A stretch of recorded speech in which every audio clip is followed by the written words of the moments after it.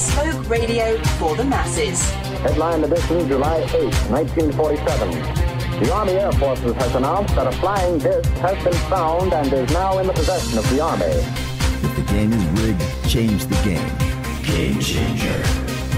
I occasionally think how quickly our differences worldwide would vanish if we were facing an alien threat from outside this world. This is Fade to Black with your host, Jimmy Church, on the Game Changer Radio Network and KGRA, the Global Radio Alliance. I need your help to get to the year 1985. You're listening to Fade to Black with Jimmy Church on the Game Changer Network.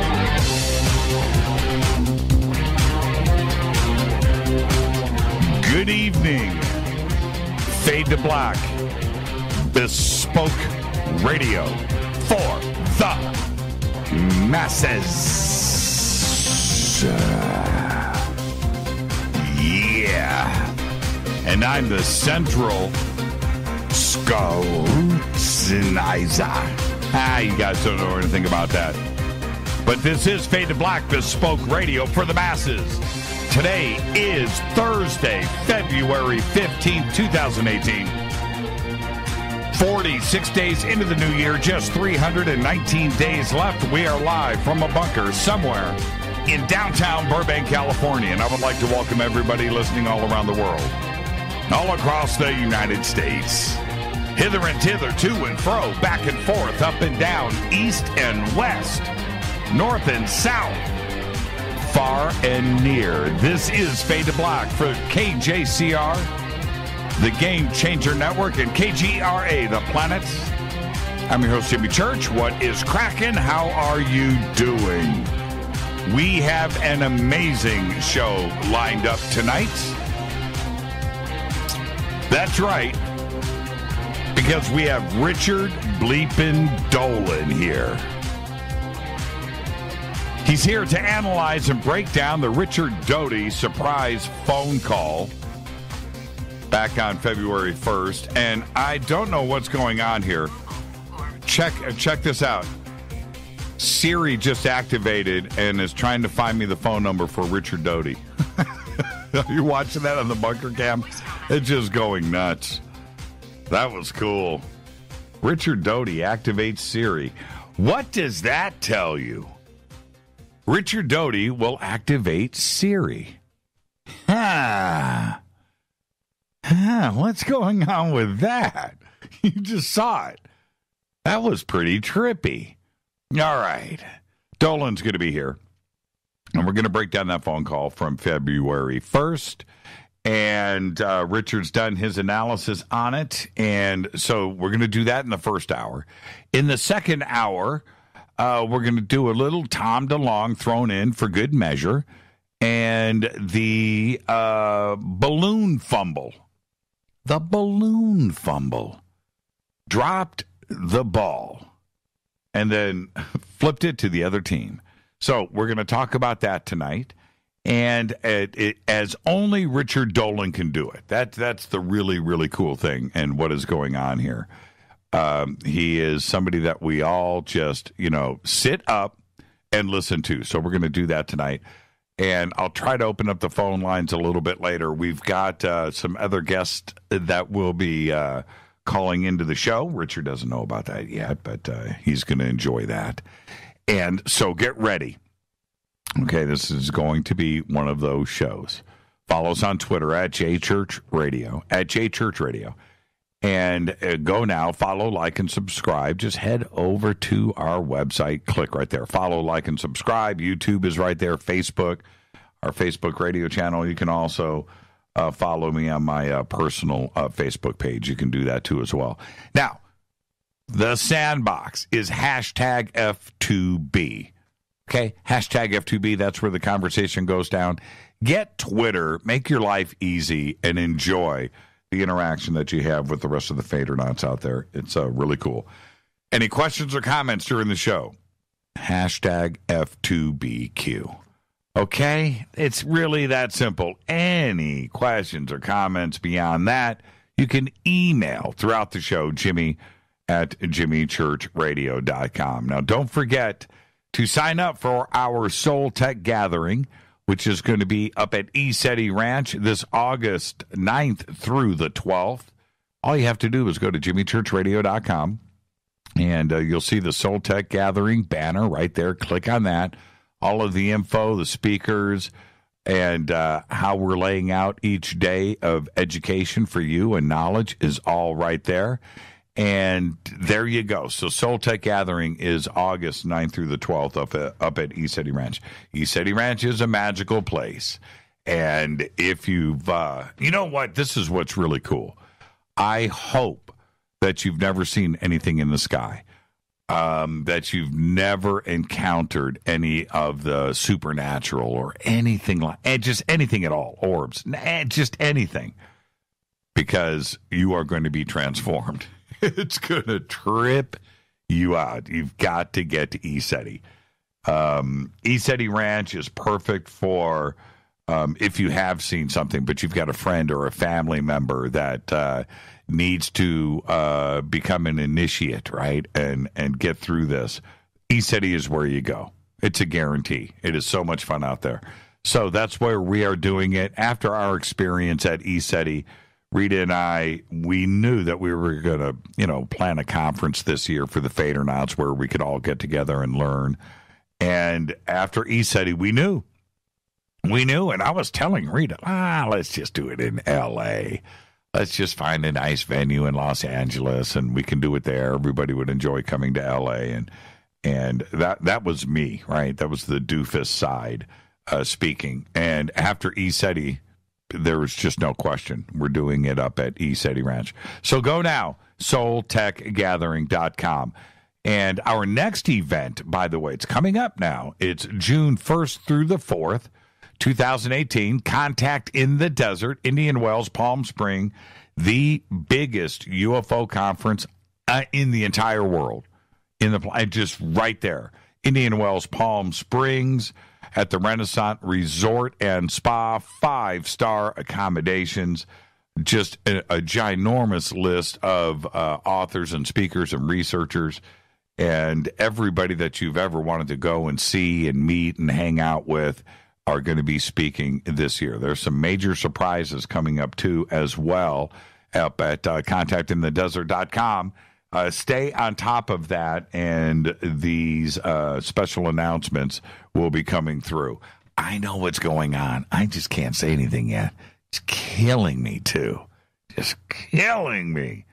I've leaked it to a couple of people, though. Yeah, I did. I had to. Some close friends. At the threat of death, by the way. Really cool. Don't forget to subscribe to our podcast. We have over 800 archive shows. That's 800. Over 800 archive shows. Custom apps, Apple, Android, all platforms. Just $2 a month. All you got to do is click on the podcast banner over at jimmychurchradio.com. Head to the Apple Store, Google Store. Go and download the apps that you need. Head to Libsyn. Sign up. $2 a month. It's really that simple. And the apps are great. They run great. They're perfect.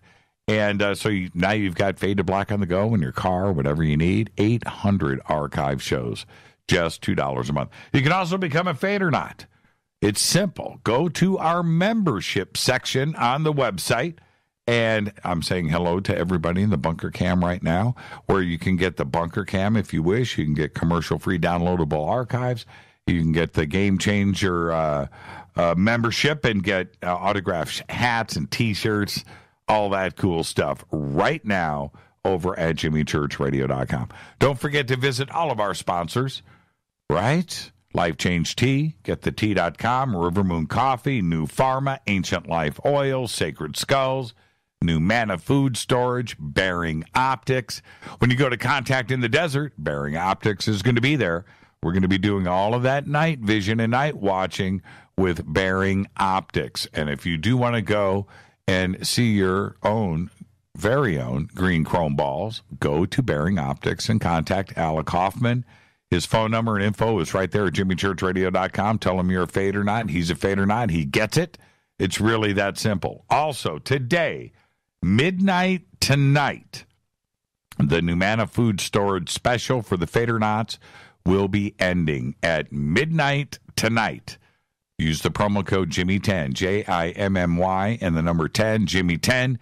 You're going to get free shipping. You're going to get 10% off of your order. You're going to get an autographed Fade to Black t-shirt, all with every order over $100.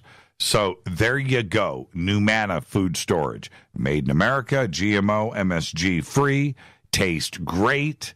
You get peace of mind. It's all that, and you get the best deal anywhere. Right now, the promo code is Jimmy10. It ends at midnight tonight. Okay, let's get this show cracking. Happy birthday to today. Matt Groening is 64 years old. That's right, creator of The Simpsons, Futurama, and that cartoon has made him worth over $500 million. Oh, man. Oh, there you go. Happy birthday, Matt Groening. Also today, Jane Seymour is 67, and she makes the list every year because of a movie that you probably have never seen. It's called Head Office with Judge Reinhold, Rick Moranis, just on and on and on. The amount of stars in that movie is just incredible. But Head Office is one of the funniest movies ever made, period. It's a lockdown. It is that good.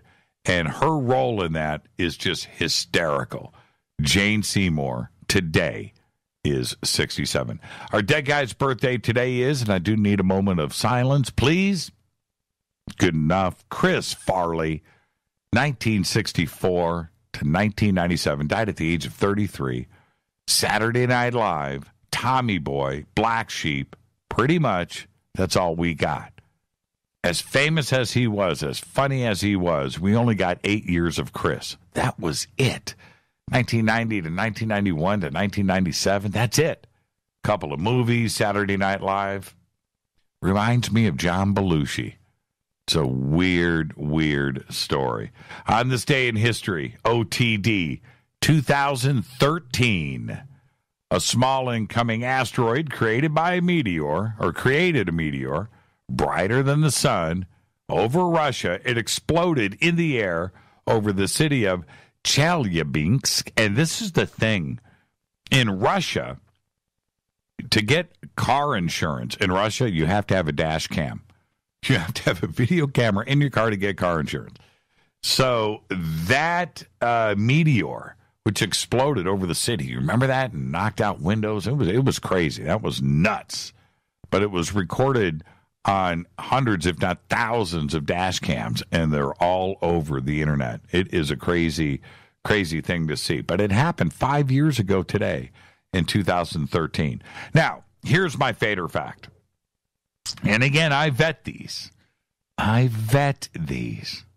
Now listen to this. This is one of those, and all of the fader facts, by the way, are the best. They're amazing, and they make you pretty smart with your friends, right?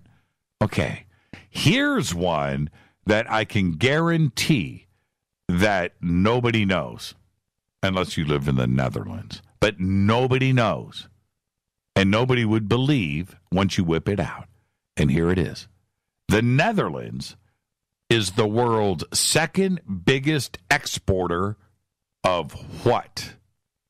Okay, I'm watching Twitter right now.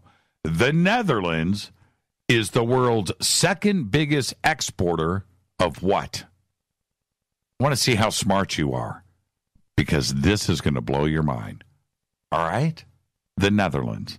Tonight, very special guest Richard Dolan is here. We're going to analyze and break down the Richard Doty surprise phone call that he made into Fade to Black back on February 1st. And then in the second hour tonight, we're going to talk a little Tom DeLonge. Yeah, we've got to do this. The big balloon fumble. Tulips, says Space Ghost. No. Weed. No. Wheat. No. Close, though.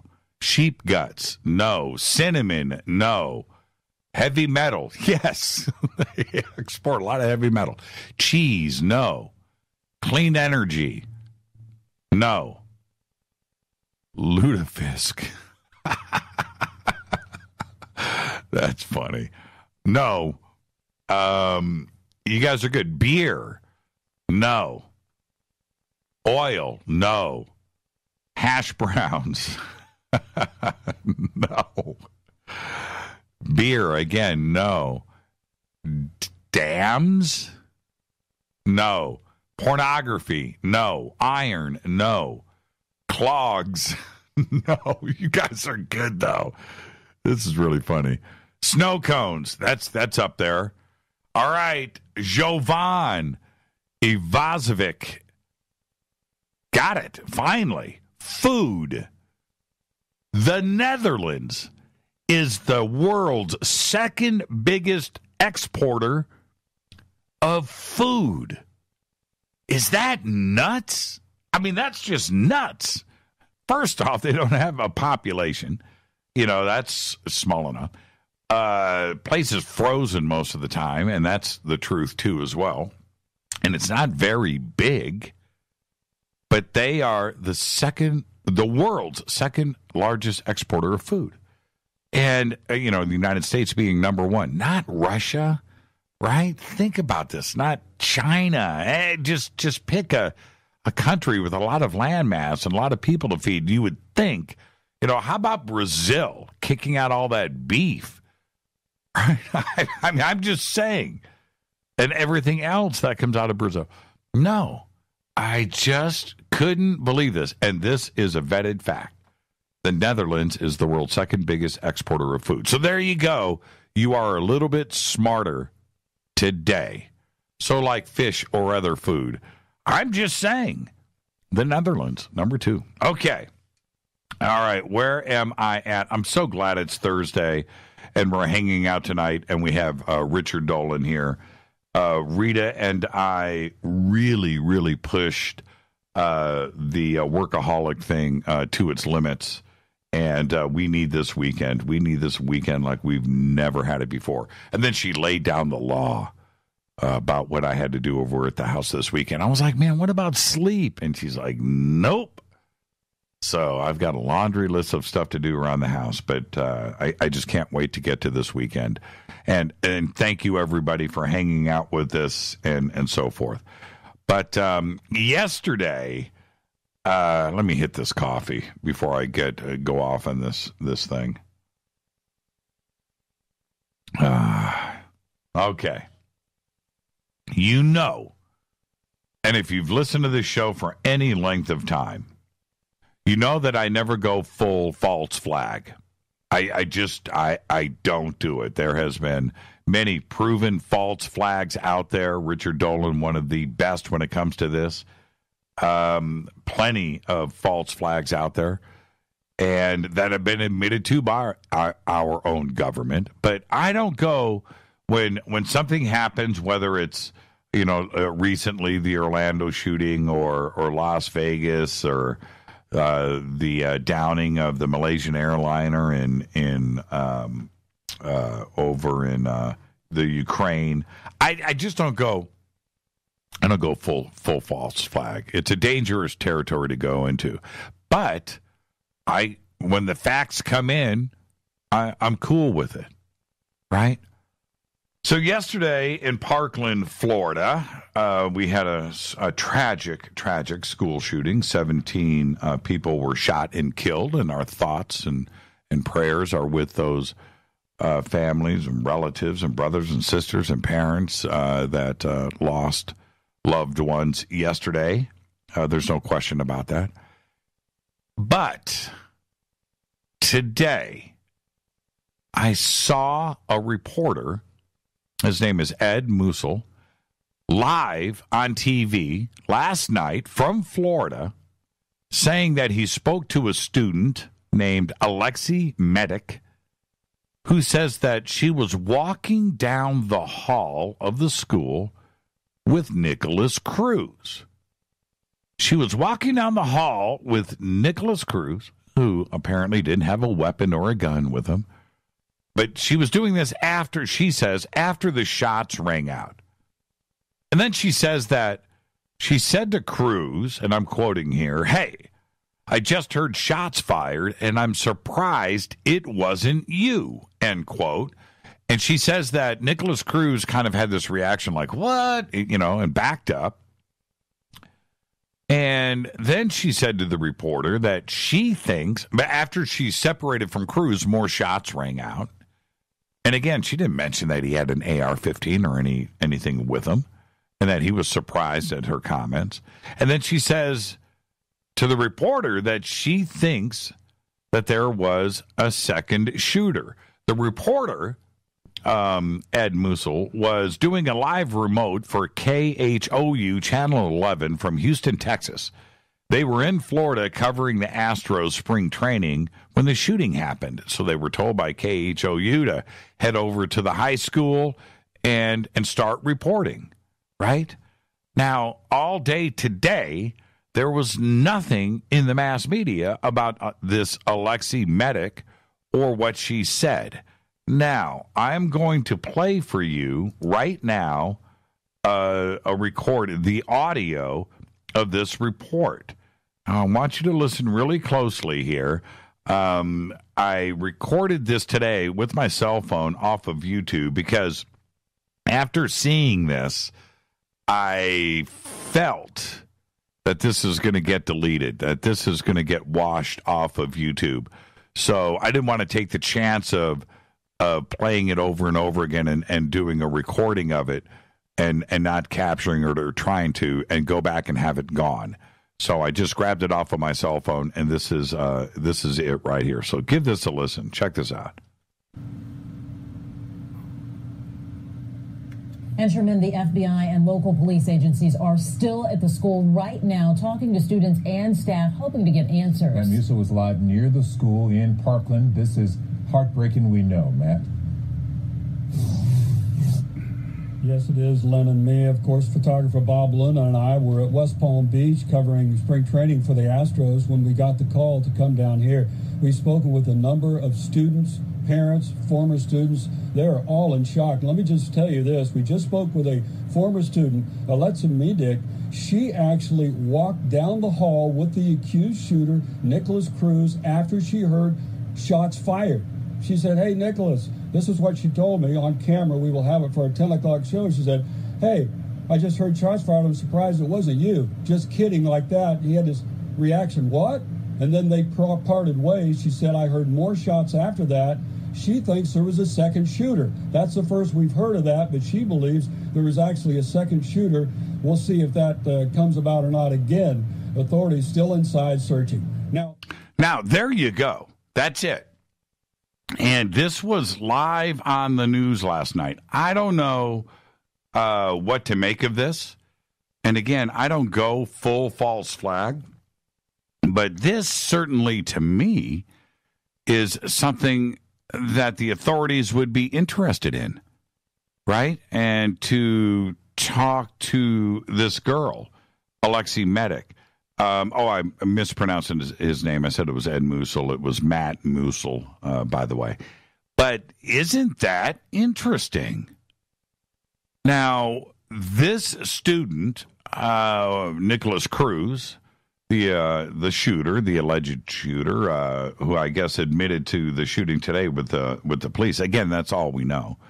They did take him alive, but he was known to just about everybody in this high school, from what I've gathered, just like you, that you're hearing the same. I don't have any secret sources here, but you've been hearing the same things that I have. And so the student, Alexi Medic, she said the same things that all the other students said, that Nicholas Cruz was the guy. They knew. There were rumors going around that this was going to happen. This wasn't anything new. The FBI knew about it, and so forth. So certainly Alexi Medic knew who Nicholas Cruz was, and she knew who she was talking to as they were going down the hallway, and it sounded like they were almost like friends, and they're walking down the hallway after the shots rang out. So I don't don't think she made a mistake about this. And for her to turn around to him and say that I'm surprised that, it wasn't you, right? There's something. Now, Sarah just tweeted out here that she's deeply concerned for the safety of that girl. I know. That's a pretty trippy statement to get out and then to make it to a live news report that went out. I've captured it, so I've got it saved on my cell phone. Thank goodness. I'm going to try to save the original YouTube video. I just didn't have time to do it today, but I was watching and I was like, wait a minute here. Hold the phone. This isn't like other reports here. We are talking about somebody that knew Nicholas Cruz that says that after the shots rang out, she was with him walking down the hallway in the school, talked about the shooting, says she was surprised that it wasn't him, and he had his reaction like, what? And walked away, and then more shots rang out. And she told the reporter that she thinks that there was a second shooter based on this. So I don't go full false flag, but this is interesting, and I'm going to try to follow it. I'm going to try to stay on top of it. And for all of you out there, it was KHOU, Channel 11, Houston, and the reporter's name was Matt Musil, Musil. The student's name, Alexei Medic, Alexi, Medic, Medic. And so we have the student's name. We have Ed's name. We know that he communicated with the student. She says that she was hanging out with Nicholas Cruz. And there's enough to go and follow up on here, not only for the authorities, but for us and the listeners of this program. I've just given you everything that you need to put this together. This is very interesting. Now, look, it could all be just a mistake. It could all, just be a big mistake. But we have enough information here to follow up on, and we're going to do just that. I'm going to do my best. But how is that? Absolutely unbelievable. All right, Fade to Black tonight. Very special Thursday night broadcast. Richard Dolan is here. We're going to break down the Richard Doty phone call. Surprised us all when he called in on Fader Night. Back on February 1st, I kept Richard Doty on the line for a full 90 minutes without commercials. And so Richard Dolan went back and he's analyzed and broken down the phone call. And we're going to do all of that tonight. We're going to discuss that. And in the second hour, we're going to talk about Tom DeLonge and the balloon. The balloon. Tom DeLonge's balloon. I've got a very special guest that is going to call in from the United Kingdom that is involved in all of this. Dolan doesn't know it yet, so we'll surprise Richard. Don't tweet anything out. This is Fade to Black. I don't want Richard to see it. Richard loves Twitter, okay? So let's keep it from Richard. This is Fade to Black. I am your host, Jimmy Church. Bespoke Radio for the masses. A very special Thursday night with all of you. Kick back, get ready. It's about to be one of those nights on Fade to Black. Email is Jimmy@JimmyChurchRadio.com. Twitter @JChurchRadio. You can follow Richard Dolan @RichDolan on Twitter. On the Game Changer Network and KGRA The Planet. We'll be right back. Stay with us.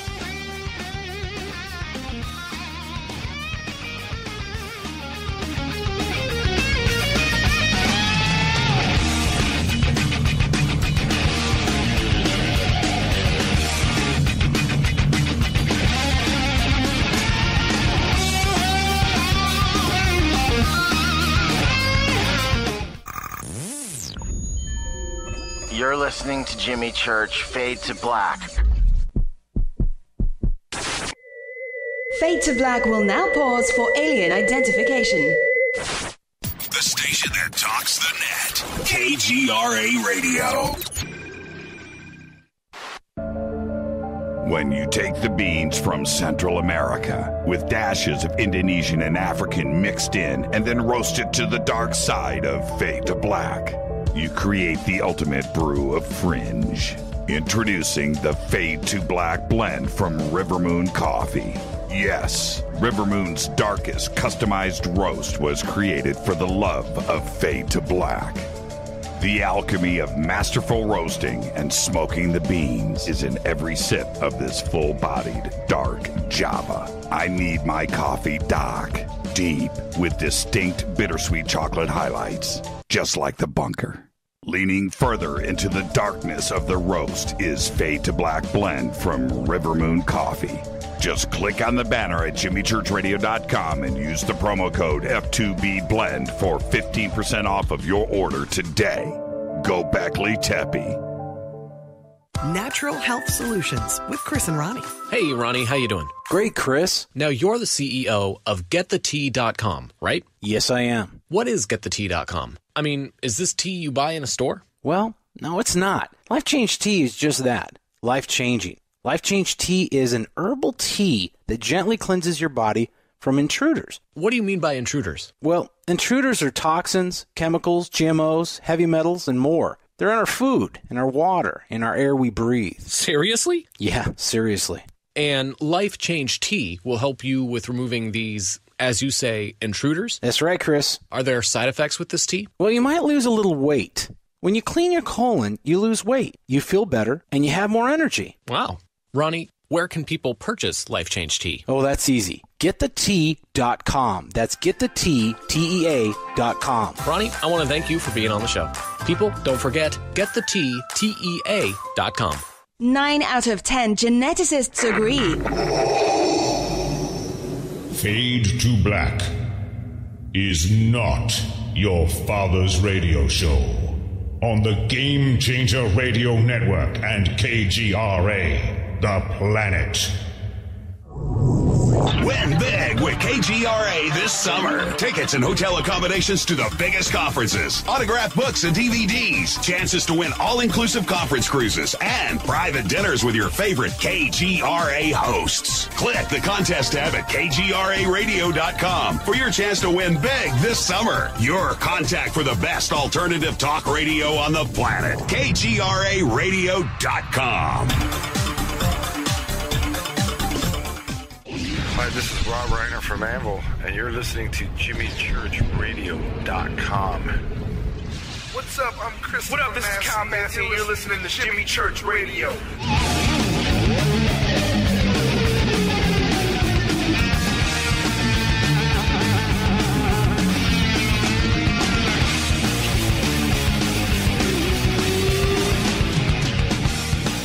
All right, welcome back. Fade to Black. I'm your host, Jimmy Church, on the Game Changer Network and KGRA The Planet. You can follow me on Twitter at JChurchRadio. You can follow Richard at Rich Dolan, and all those links are right up there on Twitter right now. Richard is, I've introduced him so many times, and I never get tired of this. He's one of the world's leading UFO historians.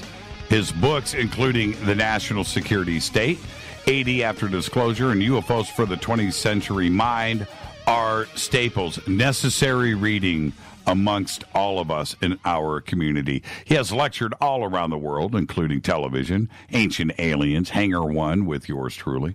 Currently, he's the writer and host of the series False Flags on Gaia, and he is allegedly going to deliver a book on the same subject sometime in 2018. He also hosts 2 radio shows, The Richard Dolan Show right here on KGRA, and The F-Files. He is the publisher of the Richard Dolan Press. And tonight we are going to break down the Richard Doty surprise phone call into Fade to Black back on February 1st, 2018. And a little bit later in the second segment, the second hour, we're going to discuss the Tom DeLonge balloon.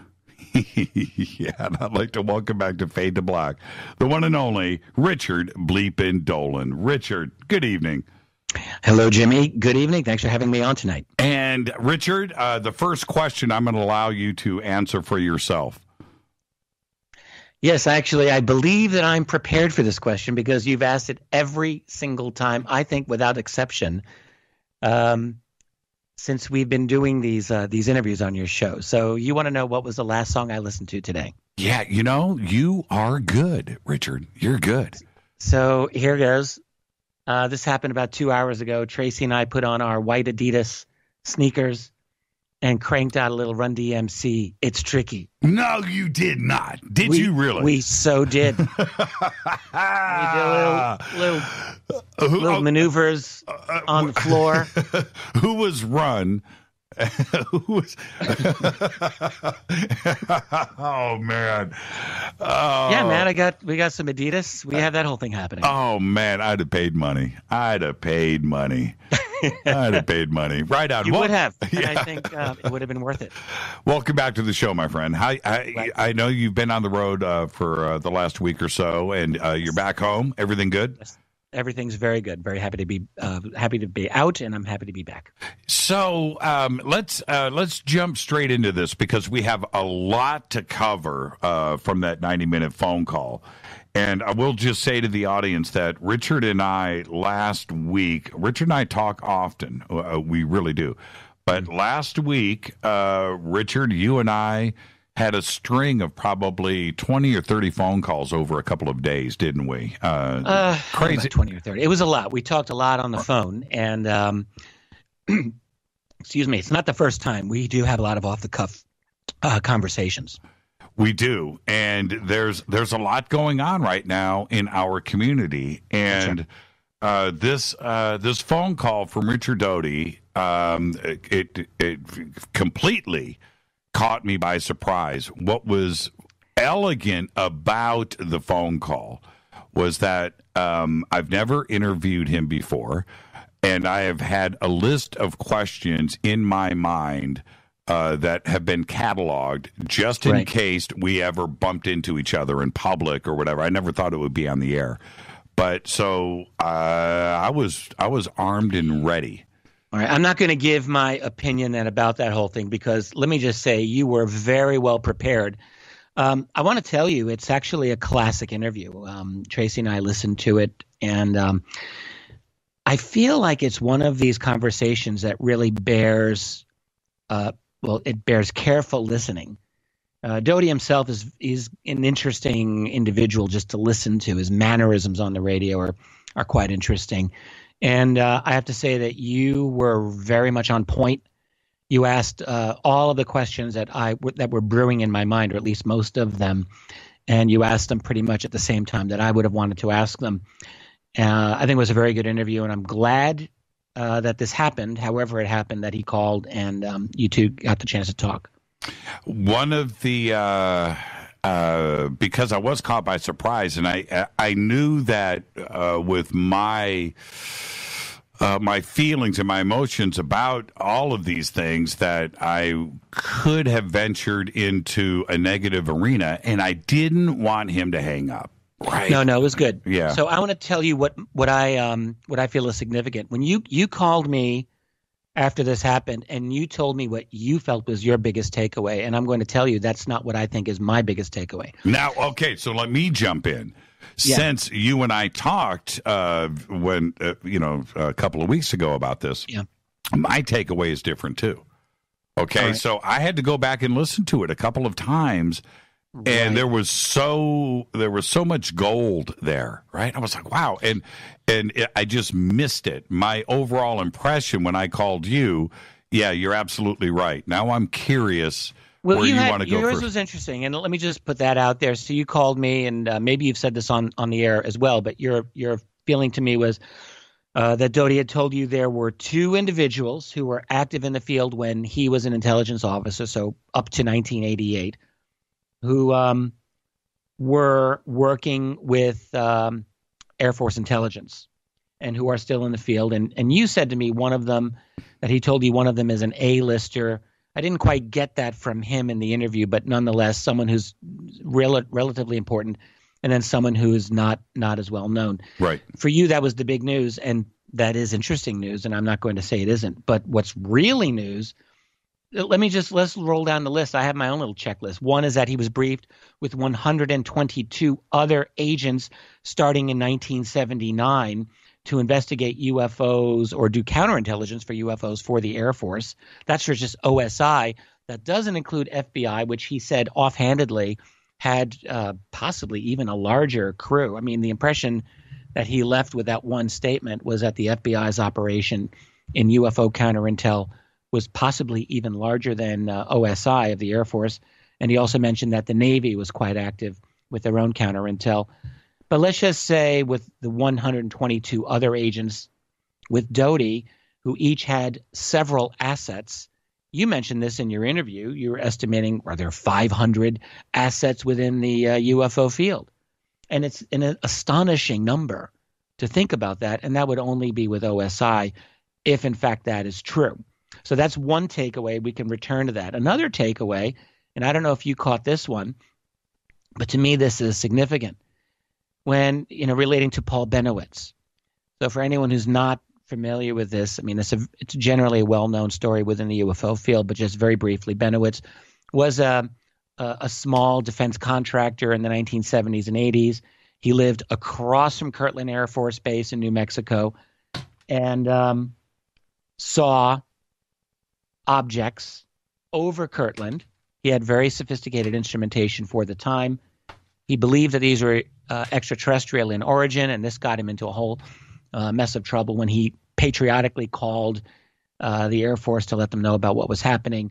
The basic statement that's gone out there ever since, and this is in Greg Bishop's book, Project Beta and other analyses, is that Bennewitz really didn't see any UFOs at all, but that the Air Force and intelligence went after him to derail him from what they were testing, technology they were working on to make him think it was extraterrestrials. This is a very common theme and a very common meme out there.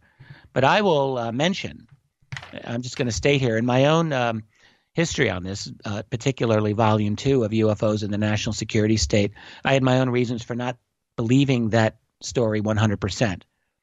I am not willing to state that Bennewitz wasn't seeing anything anomalous over Kirtland because he wasn't the only person dealing with anomalous activity at Kirtland. Bruce Maccabee did his own investigation of what was going on over at Manzano Weapons Storage Facility connected to Kirtland. Lots of UFOs there in the late 70s. Anyway, what Doty said to you in the interview was that Bennewitz had taken a lot of photos over Kirtland, most of which were not taken, but he had a lot of photographs of UFOs that he was able to see. Most of those were not that interesting. They were photos of photos. But Doty did say some photos Bennewitz had taken over Kirtland, and these, according to Doty, were very unusual, if you recall. Mm-hmm. And they were unexplained in his words, and I found that interesting. I don't think Bennewitz was completely off his rocker here. I think Bennewitz was indeed seeing anomalous things. And again, as I say, I'm not willing to just roll over for this one, as many people have said that he was only seeing classified technology. I'm not quite sure about that. One other thing that I would just mention, I found it very interesting that Doty mentioned his close friendship with former CIA Director Richard Helms, who was identified as Falcon, and that was somewhat known, but nonetheless, that was interesting that he mentioned this. And it was interesting that he mentioned when he was briefed on UFOs in 1979, they were given a video, kind of a video briefing, or a film briefing, as he put it, in which Roswell was stated to have happened, that had two specific crashes that comprised Roswell, which of course a lot of researchers have maintained, and that the UFO phenomenon was real. And I've always, from the things that I've learned about Doty, he grew up, his father was a very well-connected military man, and I can't remember precisely where I remember reading this, but Doty always seemed to be someone who grew up with, or at least as a young man, with the knowledge of the UFO ET reality. I've never really had reason to doubt that that was the case. So all of that came out in the interview. There's a lot more. Oh, and then the aviary. Let me just toss this out. Right. That's where I was going next. Well, I just want to mention this because this is something that I did write about, and I think the story of the aviary is not a mystery anymore. So allow me just to give you my take on it. The aviary, Doty said he didn't know how it started, and you said you didn't. But from everything that I have learned, the aviary was simply a name given to a group of loosely connected friends in the intelligence community who were very interested in UFOs. And some of them started around, I think, Air Force Colonel Ernie Keller-Strauss, who worked out of Wright-Patt and also worked out, I can't remember his entire career. I think he was out west as well in Nevada. Robert Collins, of course, was connected with him. Hal Puthoff, John Alexander, Dr. Christopher Green, and a number of other people who would loosely talk about UFOs together. William Moore, the UFO researcher during the 80s, from what I recall learning, was following these guys and was so paranoid over being overheard or keeping the identities of these people anonymous that he gave them bird names in his conversations with Jamie Chandere, who was probably an agent for somebody.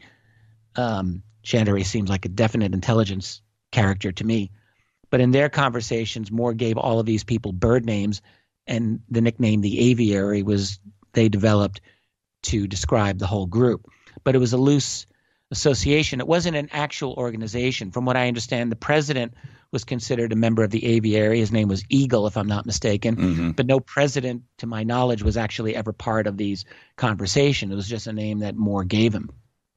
So it was kind of not a real organization, but it was the name of a group that Moore himself, like he coined this himself. And I think it's, in a sense, it's important because these are interesting people and they are well connected and they do know a few things. I'm convinced that all of them know a few things about this subject, but he alluded it's been blown out of proportion. Yeah, well, he alluded to Doty that, well, he did say directly, so, well, when I got involved with the Aviary, and I'm quoting from him, it was already running, right? That's what he said. And I thought, okay. Well, that's an for him to say that directly when I got involved.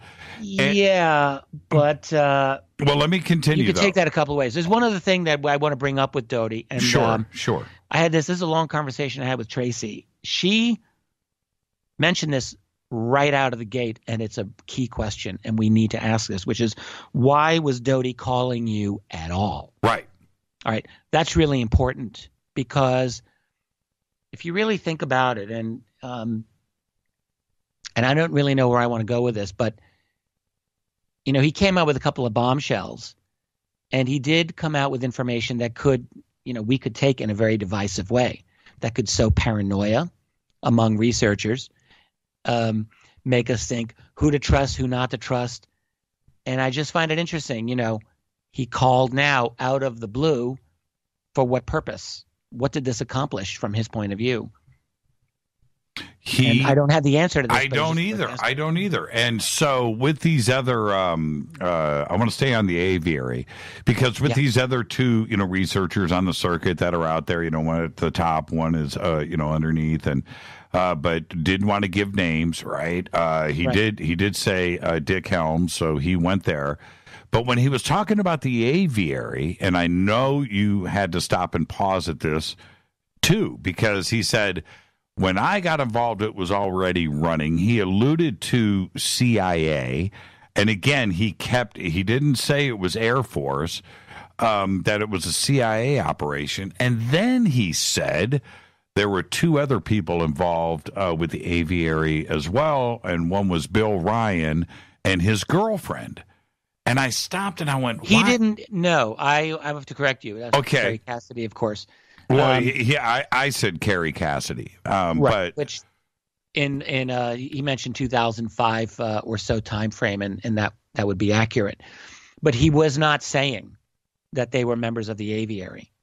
What he was saying was that they were accompanying Jamie Chandere at Laughlin. I assume at the International UFO Congress when it was held in Laughlin, if you remember. And he said in that context, Jamie Chandray was there with them.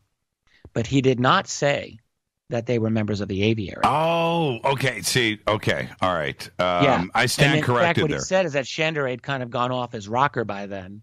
And he alluded to drugs, right? And talking about being, taken and beaten up by military goons for having seen some kind of ET-related thing. I mean, right. Now, he was off the reservation by then. Now, what do we do with, and I stand corrected on the Bill Ryan, Kerry Cassidy thing. I just thought that it was just strange where he, he's was reticent to name names. But those two came out in this conversation. I was just thinking, why would he do that? But which takes me to my next question directly for you, and then we'll go back and start to pick some of the stuff apart. Is he's a professional disinfo agent. He's a liar. He's a professional liar. That's his gig. So what do we trust out of this phone call? Well, I don't know. I mean, the whole idea of 122 other agents hired by OSI, he almost made it seem like they were all hired at the same time, but I don't really know. Maybe that's not the case. Maybe he was just one of 122 other OSI agents at that time who were working the UFO counterintelligence beat, as it were. Mm-hmm. I mean, it seems like a lot. On the other hand, in the 70s, there was no internet. There was no Project Blue Book, as he himself mentioned. So the military didn't have a formal way of getting UFO reports from the public. And so I guess you could reason, if you're the Air Force, you still consider UFO reports important.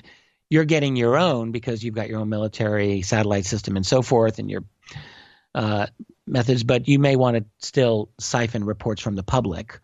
I could see that. There's no question that they would want to infiltrate MUFON and APRO when they were around. But would you need 100? Would you need that many? That's I don't know. I mean, it seems like an awful lot to me. And then on top of that, you got Navy and FBI and who knows what other organizations. I've talked to other researchers over the years who have come to me with stories about how the military and the intelligence community has always been monitoring the UFO conference culture. I had a conversation, in fact, I'll just mention this, with my Canadian friend Victor Vigiani. He told me such a story that he had come across years ago. I don't think he would have any problem repeating it, that it came to him through a contact that this was the case, that CIA was monitoring the UFO crowd, as it were, way back in the 70s and 80s. So I don't think this is any new information, and we shouldn't be surprised. But the quantity, that's a lot of people. It seems a lot for something that wasn't supposed to exist. And in the 70s, well, they've you know always what I been mean. taking it seriously. Right. The UFO culture, the conference culture, there was not really a conference culture in the 70s. It was a very old boys network, not a large community, frankly, and I mean, much smaller than what we have today. So I don't know if you would need that many. It was interesting that he mentioned that they had a very high-level contact in MUFON. Yes.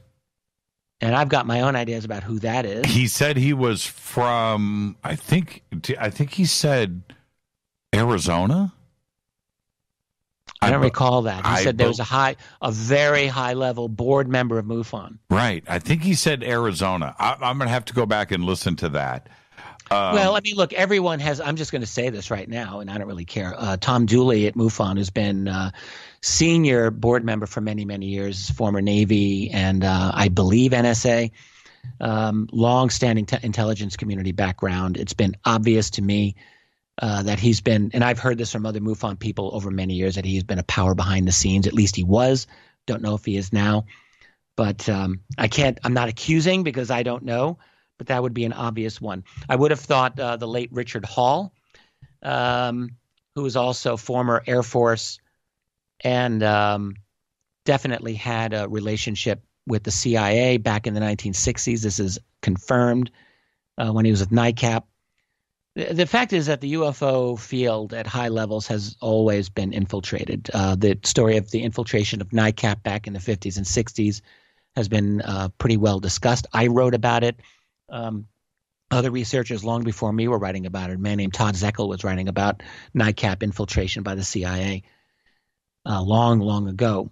So it makes sense. Look, if you've got a military intelligence situation where you're monitoring the UFO phenomenon, you know it's real, you know it's a problem, you've got to keep it under wraps to a large extent, then you need to monitor civilian groups. And you need also, to the extent necessary, to control those civilian groups. Right. So that they don't go into areas where you don't want. This accords with the conclusions of the Robertson panel from the 1950s. It also accords with CIA practices like Operation Mockingbird, where they dominated, had relationships with U.S. media during the 50s and 60s. And also the CIA infiltration of a lot of nonprofit organizations and like cultural organizations of the 50s and 60s and 70s. This was their modus operandi. It's how they controlled the parameters of culture, and it would make perfect sense that they would do the same for the UFO field. He said, and he wanted to drive this home. He did this 2 or 3 times, that each one of the 122 was required to have 4 assets. You know, and that's a big... Did he say 4 or a multiple assets? He said he had 4, one of which was Bill Moore, one of which was an unnamed person, I believe, who died, and then 2 others who are alive. Right. But I don't know if all of them had 4. But he implied yes that they all had a small, like a handful. And there was another point, and I brought this up with you. We've got to take a break here in about a minute, Richard. But okay. Which was, did he feel uncomfortable doing this on United States soil? It's another thing if it's outside of the United States. But we're talking about, acquiring assets, U.S. citizens, here in U.S. soil and investigate as the Air Force. Here, we're not enemy combatants. We're U.S. citizens. Yeah, it's a dirty business, but I don't think he felt guilty. I feel he felt he was doing his job. It's not like he feels he committed any crimes, and technically he didn't. But it is true. Americans, it took us a long time to realize that our intelligence community was spying on us because legally they're not supposed to be. But it actually has been going on a long time. The NSA ran long before NSA was spying on us through programs like William Binney and Snowden talked about. They were doing something known as, even before Echelon, they had a program called Shamrock in the 50s and 60s where they were monitoring domestic communication. So it goes a long way. This is an old story, and it can cause us to be indignant, and it is against everything that we wanted to believe about ourselves. But I don't think he felt guilty. No, not at all. Job. Not at all. And I had, I said to him, you're wearing civilian clothes. You're at a UFO conference where people would freak out if they knew that you were OSI Air Force at this conference wearing civilian clothes. Did you tell anybody that you were Air Force OSI at these meetings? And he said, no, he said he didn't. And do you remember when he said at least one of the Laughlin conferences, the one where George Knapp spoke, he said, I thought in 2005 or 2006, that he said he identified something like 20 or 30 intelligence officers sitting in the audience. And he said he knew because he knew them personally. Yeah. Incredible. Interesting bombshells. And there were others. There was one about Ronald Reagan being aware of a UFO landing or coming down low over in D.C. in 81 or 82, if you recall. Yes. Just kind of, he tossed that one out there. He had a lot to say. Well, we'll break down all of this. Yeah, let's go ahead and take a break right here. Our guest tonight, Richard Bleepin' Dolan, and we're analyzing and breaking down the Richard Doty phone call, February 1st.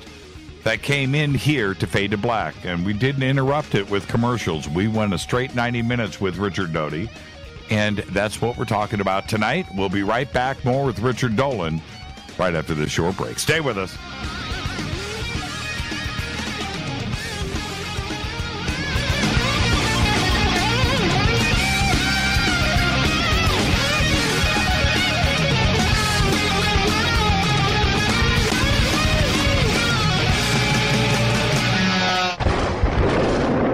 Fade to Black with Jimmy Church on the Game Changer Radio Network and KGRA, the Global Radio Alliance. This is KGRA Digital Broadcasting Station, Salt Lake City, Utah, Van Buren, Arkansas. Hello, Fadernauts. This is Jimmy Church, and I'm introducing New Pharma, a company whose products are based on science. Human function based on the endocannabinoid system, or ECS. New Pharma firmly believes in this science, and their research indicates that support of the ECS provides the beneficial effects for a healthy lifestyle. New Pharma's science includes relief capsules for pain relief, sleep capsules, which are natural support for occasional sleeplessness. Foundation is support for your ECS, and Fit capsules support your active lifestyle. Just click on the banner at jimmychurchradio.com and use the promo code F2B for a 33% discount on all of their products. Or visit newpharma.com for all of the knowledge on the science. That's GNUpharma.com. Go Beckley Tappy. Hello, I'm Katie, and you're listening to my main man, Jimmy Church, on jimmychurchradio.com. Hi, this is Ray Hobbs here, repping the planet, and you're listening to my good friend, Jimmy Church, Fade to Black, on the Game Changer Network and the KGRA Digital Broadcast Station. This is Toby Kebbell. You're listening to jimmychurchradio.com. Don't hurt me, Jimmy. I'm only little. Hey, I'm Adrian Grenier. And this is Ari Gold. We're the Honey Brothers. Yes. We are of the Honey Brothers. Hey, I'm Adrian Grenier. And I'm Ari Gold. We're the Honey Brothers. And you're listening to Jimmy Church. The Revolution. Ancient Life Oil. Life-changing. The real oil. CBD is truly ancient life oil from the source. This oil has no psychoactive effect and is also legal in all 50 states. When you're healthy, you're happy. The truth about this wonderful plant is that it wants to give back to mankind life, longevity, and happiness. Ancient Life Oil are golden grade, all organic, non-GMO, and infused with high-quality liquid coconut oil. It's simple. Just go to ancientlifeoil.com today. That's ancientlifeoil.com. The best, purest, organic, and non-GMO CBD in the world. Go Beckley Tappy. The statements made regarding these products have not been evaluated by the Food and Drug Administration. These products are not intended to diagnose, treat, cure, or prevent any disease. Please consult your healthcare professional about potential interactions or other possible complications before using any product. This is Micah Hanks of the Gralien Report, and you're listening to Jimmy Church on Fade to Black, across the globe on the Game Changer Radio Network and the one and only KGRA Radio, The Planet.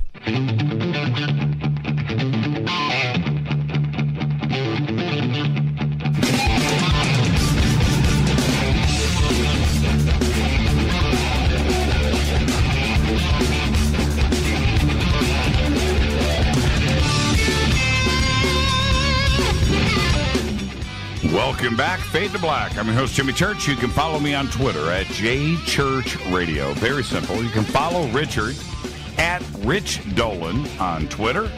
Join in on the conversation right here. We're talking about the Richard Doty surprise 90-minute phone call into Fade to Black back on February 1st. And Richard, now when we're talking about disinfo, the one thing that was huge is for him to say that he was briefed on Roswell. Roswell was real, two craft, they collided, that he saw a 16-millimeter film with 20 other agents that were all, and he said they had to use a password to get into the room. I'm wondering if you caught that. But that Roswell did indeed happen. And now, I think we can all agree. A couple of things he didn't mention. All right, so one thing that did not come up in this was Linda Moulton Howe. No, he didn't mention her. So I would love for Linda to be here to talk about this. Maybe you can talk with her about this sometime. I did. I talked to her for 2 hours about the phone call. Oh, did you? Oh, yeah. Okay, well, so here's something. So he talked about Roswell, but he did not talk about Aztec. And the reason that's important to me is that a year and a half before the MJ-12 documents were mailed in the form of negatives to Jamie Chanderay, and I want to talk about Chanderay in a moment. Sure. But that was in December of 1984. So a year and a half before that, actually I think 19 months before that, Richard Doty met with Linda Moulton Howe, as many people who researched this know, and he brought her into Kirtland, and they had a kind of an infamous meeting where it's basically a look but don't touch meetings. In other words, he's showing her documents. She's not allowed to photograph them. She's not allowed to transcribe them. She's not allowed to take them. This is, from what I have learned, a classic intelligence disinformation tactic, actually. But anyway, he has her reading documents that because she has an amazing memory, she remembered very well, but they were briefing documents that were similar, that seemed similar to the MJ-12 documents that were released later, but different. And these documents described a crash of a UFO at Aztec, New Mexico. I think they may have mentioned one at Roswell. Linda can confirm that, but certainly they mentioned the Aztec crash. So the question is, why didn't Doty talk about that with you? I mean, you'd think that if you've been read into the program and you know it really, really well, and I would imagine he would, that you would have mentioned Roswell and Aztec side by side. And by the way, Aztec is no longer the pariah crash case that it used to be. A lot of for many years people thought Aztec was just a hoax and not a legitimate UFO crash. I don't think that's the case. I think there's been excellent work done on the Aztec crash. Scott and Suzanne Ramsey in particular, I think, have legitimately revived that case. So my question is, why didn't Doty mention that? There's some inconsistency, and he didn't mention the whole relationship with Linda Moulton Howe. I really would have liked for him to discuss that, but I guess there's only so many minutes to get into this. It just escaped me. And looking back now, it's one of those things, right? It escaped me. Now, I talked to Linda about this. I'm just going to say this very, very briefly. Linda's comments to me were, why give a known liar 90 minutes on the radio to spread more disinfo? And I said, well, he was just on Phenomenon with you. And she said, yes, to discuss the Rendlesham case, and that he had seen some documents about Rendlesham while he was in the Air Force, and we brought him on to confirm that. And I said to Linda, I'm trying not to laugh, but right. Seriously. And I said, but you just told me that he was a known liar. Why give him time? You guys did the same thing. Is he speaking the truth when he's on Phenomenon and not when he's on Fade to Black? And she said, Jimmy, good point. And so she was, she asked me if we talked about Kirkland, and I said, no, we did not, and your name did not come up. She did say, though, she said, Jimmy, you've got to get back with Doty and find out who these two researchers are that are still on the circuit. I'm curious. I would like to know, do you think he'd tell you? I said, well, all right, well, look, I'm going to go talk to Linda, because if she's calling him a known liar, then why would anyone care what Doty would have to say about who the researchers are, because we don't even know if it's true. Right. And, I know. And this is the question again. Why call you at all? What's the point? And again, going back to the Roswell case, for him to say, again, we don't know what to trust coming out of Doty, but for him to say it was de facto that he saw a 16 millimeter film, that Roswell was real, that it was two crafts that collided, and where they were recovered from. One had bodies, the other one had decomposed bodies, that some were taken alive, and to state that as fact on this show as a member of the Air Force. Yeah, exactly. I want to mention one other thing here about Richard Doty, which is that a little over a decade ago, when Robert Collins published his book Exempt from Disclosure, I think it was around 2005 or so. I've got it downstairs. I have the first edition, which really needed some edits. On that first edition, Richard Doty is listed as a co-author. with Robert Collins. I don't know if you've seen this book. It's interesting, and I remember the big internet fight that broke out. Doty was very angry, at least publicly, over having his name associated with this book. And the way it came out, to my understanding, was that Doty never agreed to be listed as a co-author of this book, that Collins had used some communications that he had privately with Doty, incorporated that as part of the book, and Doty took umbrage against that. Now, one of the parts in that book was an interview. This is clearly Doty's piece that he supposedly witnessed at Los Alamos National Labs in, I believe, 1982. I'm working off of memory here, but I remember this pretty well. And essentially what he wrote in the book was that he witnessed an interview with an extraterrestrial entity behind a glass. And it was supposedly done telepathically. So this was included in the book. And I remember when I read that, I thought, wow, he's putting it out there. And then, of course, he issues all of these denials at the time that the book was published. And what I wanted to know is, was he denying that specific story, or what exactly was he denying? Because if he was writing a private email to Collins, then you got to wonder what was going on here. Was this a true story? Was this not a true story? And I wrote to Doty at the time, and he was very curt with me. He was not very forthcoming. I simply asked, look, I know you've issued. He said, well, if you were paying attention, he was kind of snide with me, to be honest. If you were paying attention, you would know that I've disavowed all of my connection to that book. And I said, yeah, I get that, but I'm asking you explicitly about the claim relating to Los Alamos. Were you there, and did that happen? And he never answered my question. And I've always wondered. I don't really know what's up with Richard Doty in that regard. I do have the idea, like through his family, he was indoctrinated into the UFO knowledge, and that he has always sort of known about this. And I've always had this impression, this feeling that, yes, he was a genuine believer in the reality of UFOs. I've always thought this, and his interview with you kind of reinforced that with me. Do you think that I've had so many different comments from the listeners on it, that some felt that he sounded a little bit nervous? And now I would say so. I thought he did. Okay. I was probably more nervous than he was, but you didn't. You're a radio guy. You're used to this, Jimmy. He did sound nervous. He hemmed and hawed a lot. He kind of rephrased. He stuttered a little bit.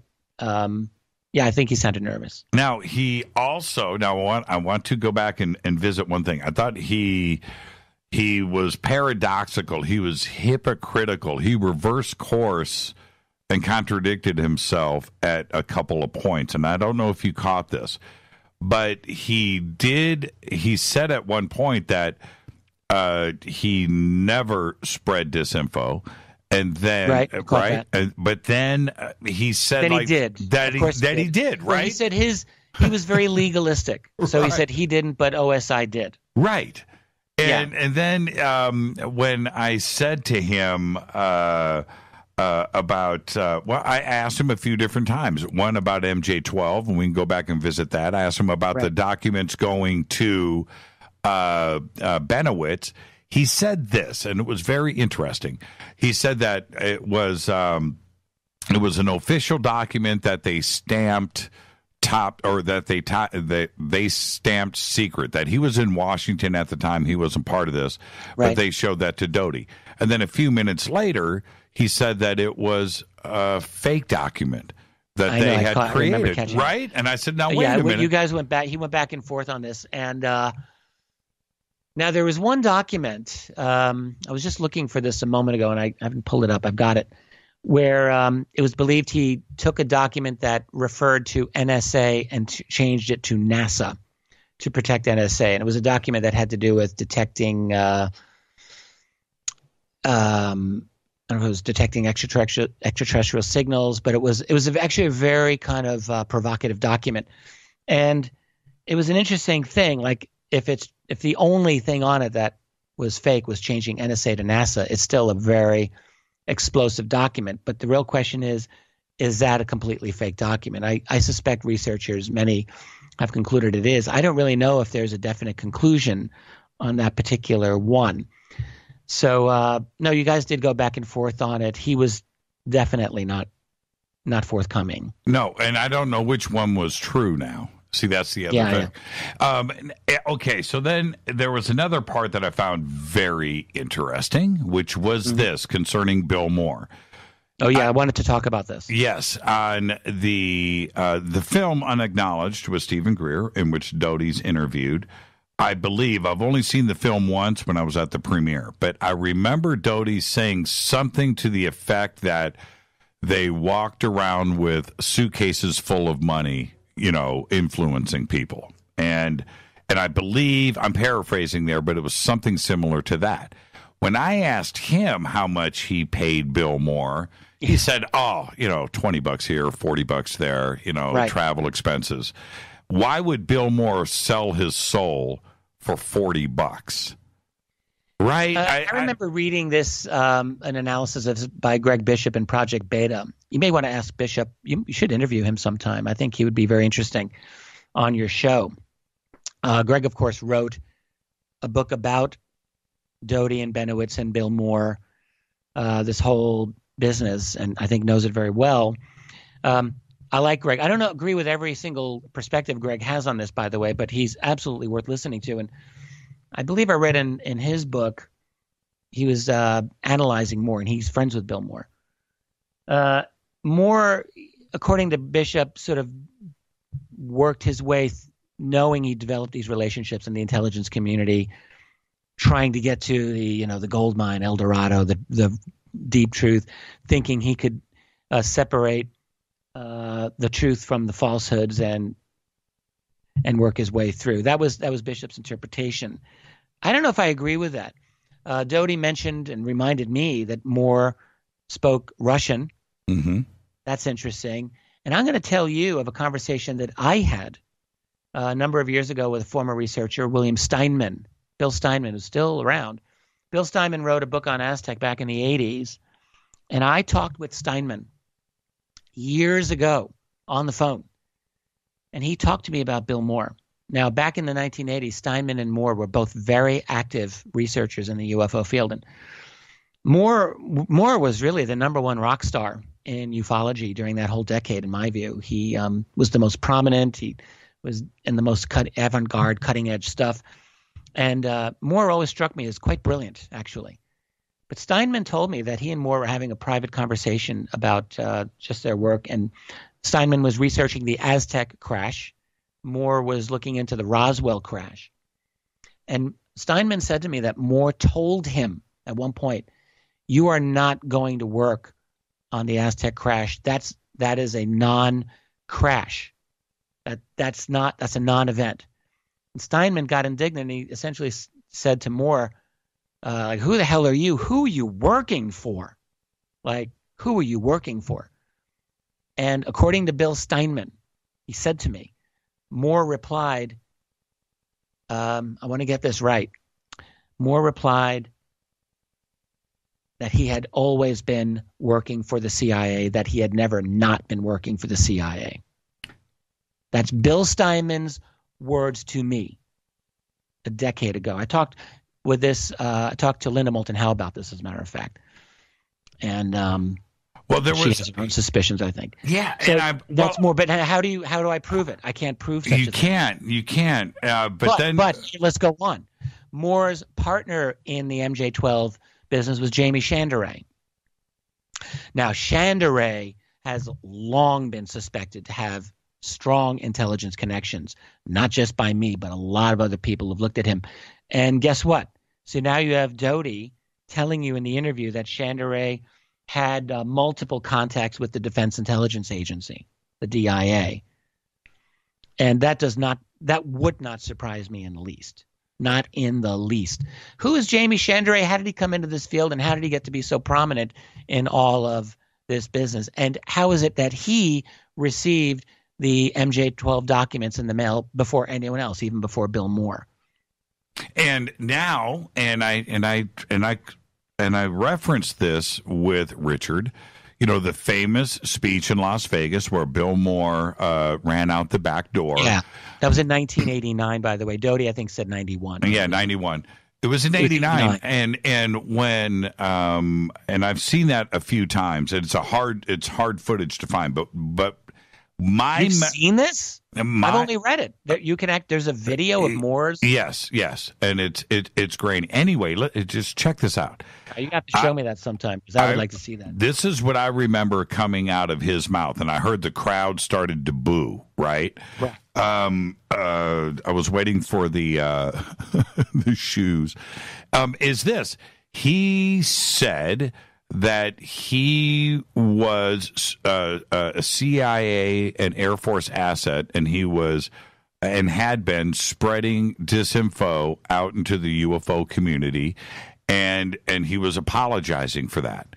Now, according to Richard Doty, all the information came from Bill Moore to Doty. He never gave anything to Bill Moore. That's what Doty said. And I'm not buying into that. Bill Moore says, did have multiple contacts. He did, and Doty talked about that. Field. Right. Like the so-called Aquarius document that Moore got. I'm remembering the story behind that. That was not connected with Doty, as far as I can recall. That was other a colonel individuals. A colonel. So Moore had his own cloak and dagger existence that he lived throughout the 1980s, I think, and it was beyond Richard Doty. I don't know the full extent of William Moore's behind the scenes contacts, what he was doing. But what did Doty explicitly give Moore? Yeah, I remember you asked Doty this question, and it would seem like Moore. And then you mentioned Bill Moore is a janitor in some high school in Pennsylvania. Is that what I heard? Yeah. Junior high. I did not know that. I thought he was living somewhere else. I didn't know he was. Boy, that sounds almost like Skid Row to me. Yeah, he's probably listening right now, going, "How did you find Bill that Moore. out?" I've never spoken with the man. Yep. Always wanted to. I mean, I would find it fascinating to talk with Bill Moore for sure.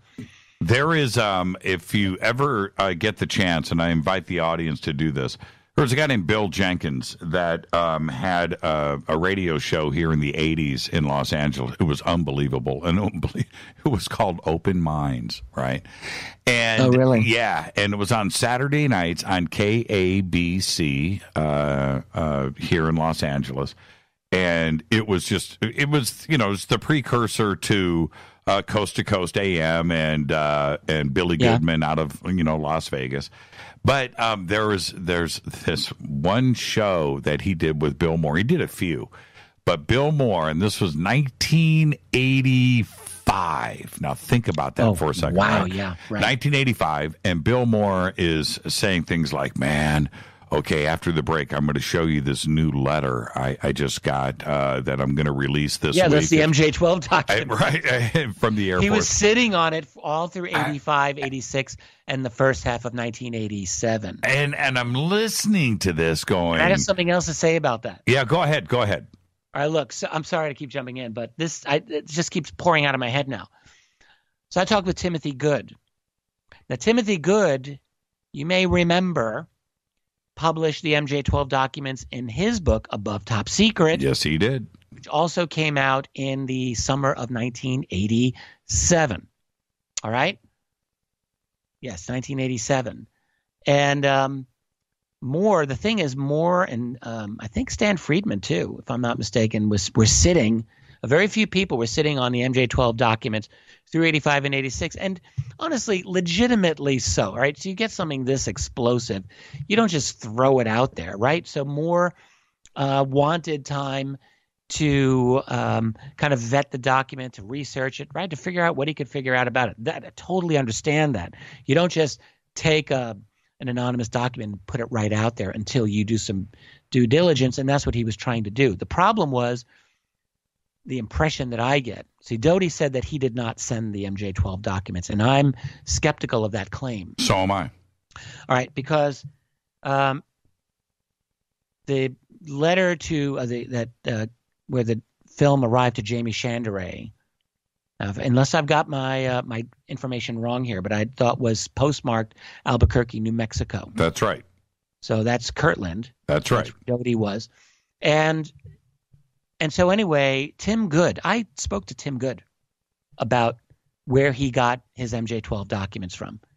This is a while ago. And he really didn't seem to know exactly how or like from which source, but it was his opinion that he believed the ultimate source was Richard Doty. So that's from Tim Good. Because what happened was Doty, I think, or whoever sent these documents to Moore, got tired of sitting around while Moore and the other researchers seemed to be sitting on their hands, not publicizing the documents. So someone got them to Tim Good over in the UK so that he would publicize them. If Moore was not going to, Tim Good was going to. See, that's the whole thing. And so someone wanted these documents publicized. I still have my copy of Above Top Secret, which I got when it was released. I still have it. That was my Bible. I mean, I could not. Mine as well, actually. Oh, man. That was the first major book that really got me deep into the UFO subject. Yeah, me too. It to this day, what a piece of work, right? But absolutely, it kind of surprised me that Doty was so adamant about the MJ-12 documents because all fingers point to him on this. And that's just the way that I... The MJ-12, not the Majestic documents. No. I really feel it's important to emphasize this, that, which is if you print out all the Majestic documents, which are on Bob and Ryan Wood's website, and I have printed them off, and I actually comb bound them and read them through that way. It's almost, and it's like 1.5 inches thick. It's a lot of documents. So I see no connection with Richard Doty to those whatsoever. But the MJ-12 documents... And I wouldn't say that he's the author of any of these. I would doubt that. I would seriously doubt that. But I don't know. I mean, the MJ-12 documents are still – I know there's researchers who are adamant that they're an absolute hoax. And Stan Friedman does not believe that. He believes two of them, the Twining document is real. Well, you're talking about now the the Twining – the Twining document, part of the MJ-12 package, the one he got out of, I think, the Library of Congress, remember? Yeah, you're talking about the Cutler-Twining memo. Yeah, the Cutler-Twining memo. That's not the formal original MJ-12 document release, but it is it's part of the picture. It's something that we need to consider. Yeah, and Stan has always believed that's legit. And I think there's actually a good case that that's legit, personal opinion. There are arguments against it. But also the massive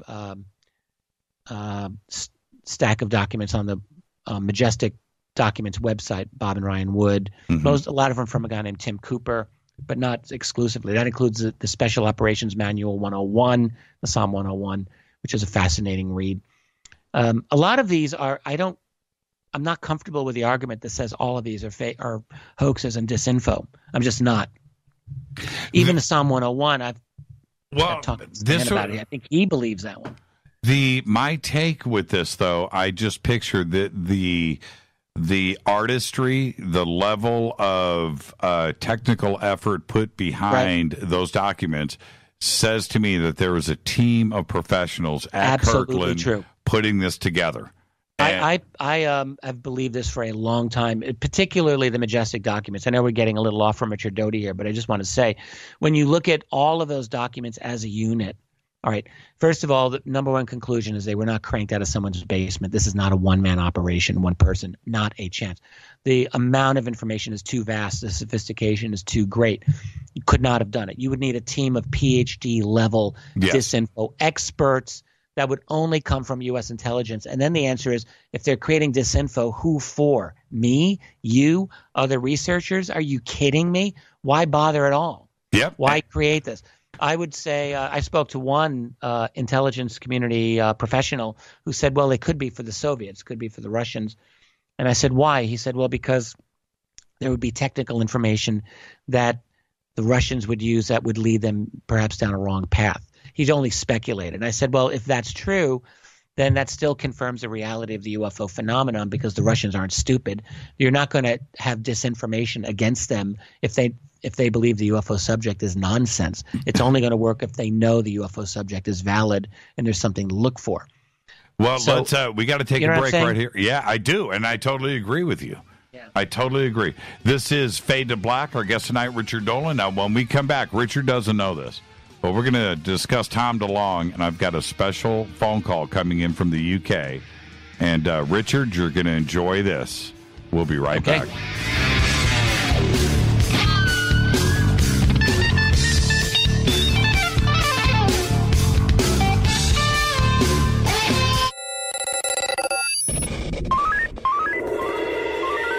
Way out here, we listen to Jimmy Church. You're listening to Fade to Black. Always on the edge of the hottest alternative talk. Jimmy Church with Fade to Black. KGRARadio.com. ¿Qué tal, mis amigos? Yo soy Mario Carson, el tiburón, y los invito para que escuchen a mi buen amigo Jimmy Church Radio. ¡Claro que sí!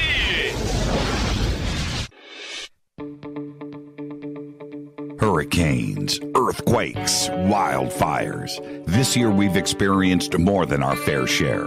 This is Jimmy Church of Fade to Black. And last month I decided to make sure my family does not have to worry about food should we get caught in a real emergency situation.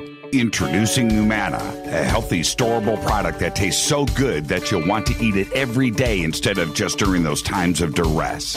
All Numana products have a 25-year shelf life, are MSG and GMO-free, no preservatives, and are made in America. With the Numana pack in your home, you'll be able to sleep at night knowing that you've protected your family. Not only have I tasted and tested, I own it. Now you can too.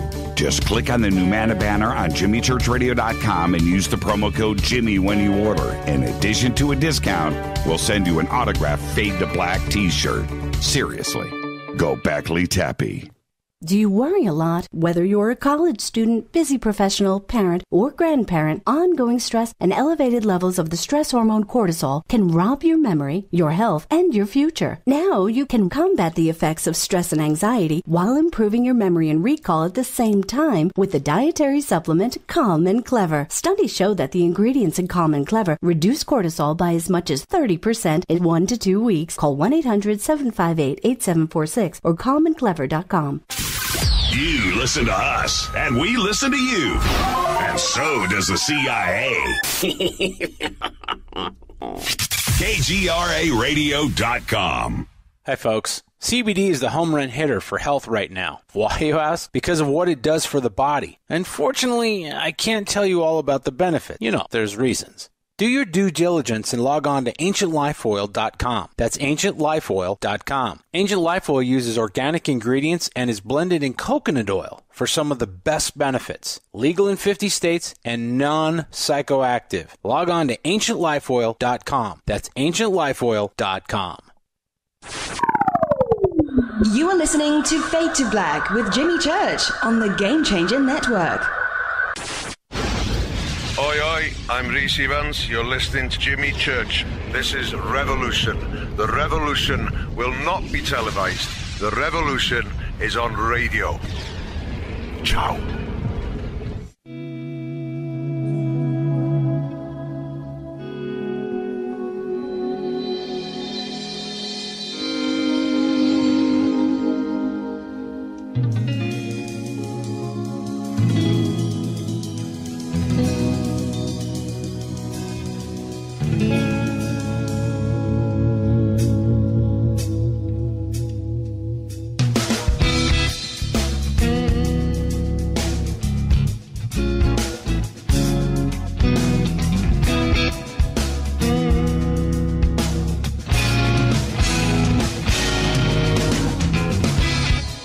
Welcome back to Fade to Black. Our guest tonight, Richard Bleepin' Dolan. You can follow me on Twitter.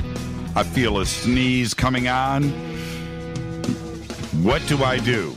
Okay, I'm going to continue. Follow me on Twitter at JChurchRadio. You can follow Richard Dolan at Rich Dolan on Twitter. And we're going to talk about Tom DeLonge right now. And Richard, Yeah, I want to start. I want to start here. I want your opinion on this. The last thing that you want to do with the UFO community is show them a picture of a helium balloon, call it a UFO, and try to gain their trust and keep it. Of all the things, right? It might as well have been swamp gas. It's the wrong thing to do. But that indeed is what happened. Now let's actually just focus on that question for just a second. Let's do that. How do you regain the UFO community's trust after this kind of mistake? This is real sloppiness. There's no question about it. And again, just a real quick recap for people if they don't know what exactly you're getting. I'm sure most people are following, but nonetheless.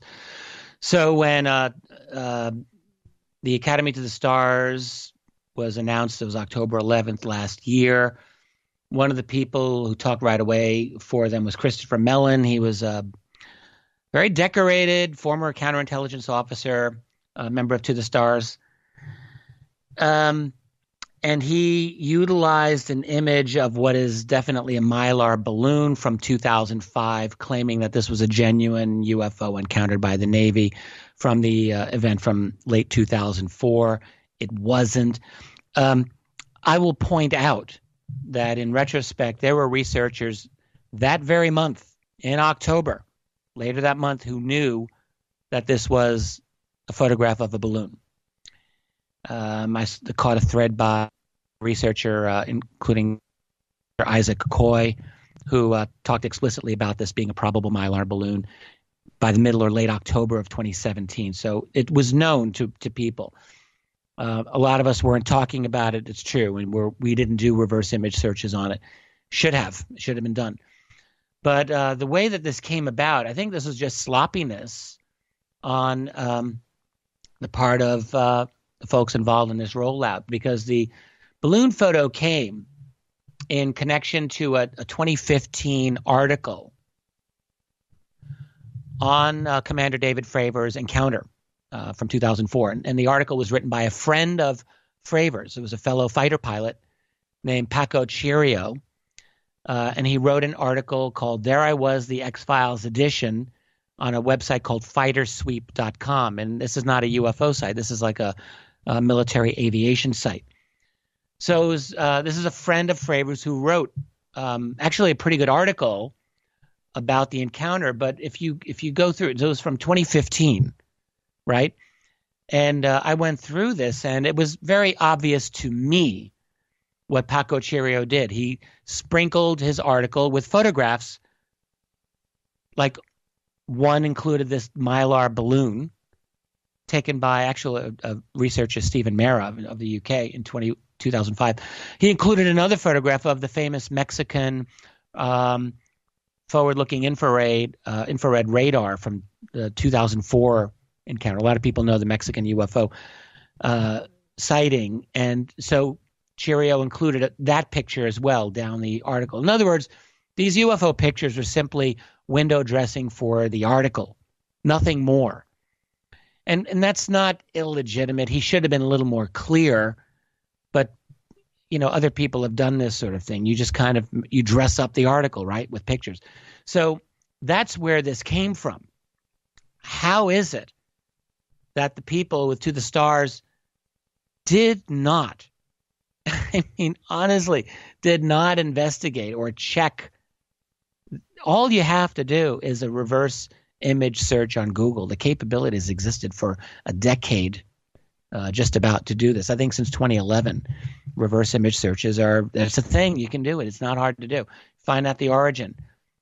It would have saved a lot of. Now, from what I understand, they didn't have the videos that they now have, but they didn't have those videos in early October of 2017 to show. So the Tic Tac UFO video, which a lot of people have seen, and then the gimbal infrared video as well. They didn't have access to those, is my understanding, and so they went with this photograph. It was a big mistake. And by the way, the videos themselves as I think you are aware and listeners should know, these are not a slam dunk, either of them. There's a lot of discussion and analyses of these videos.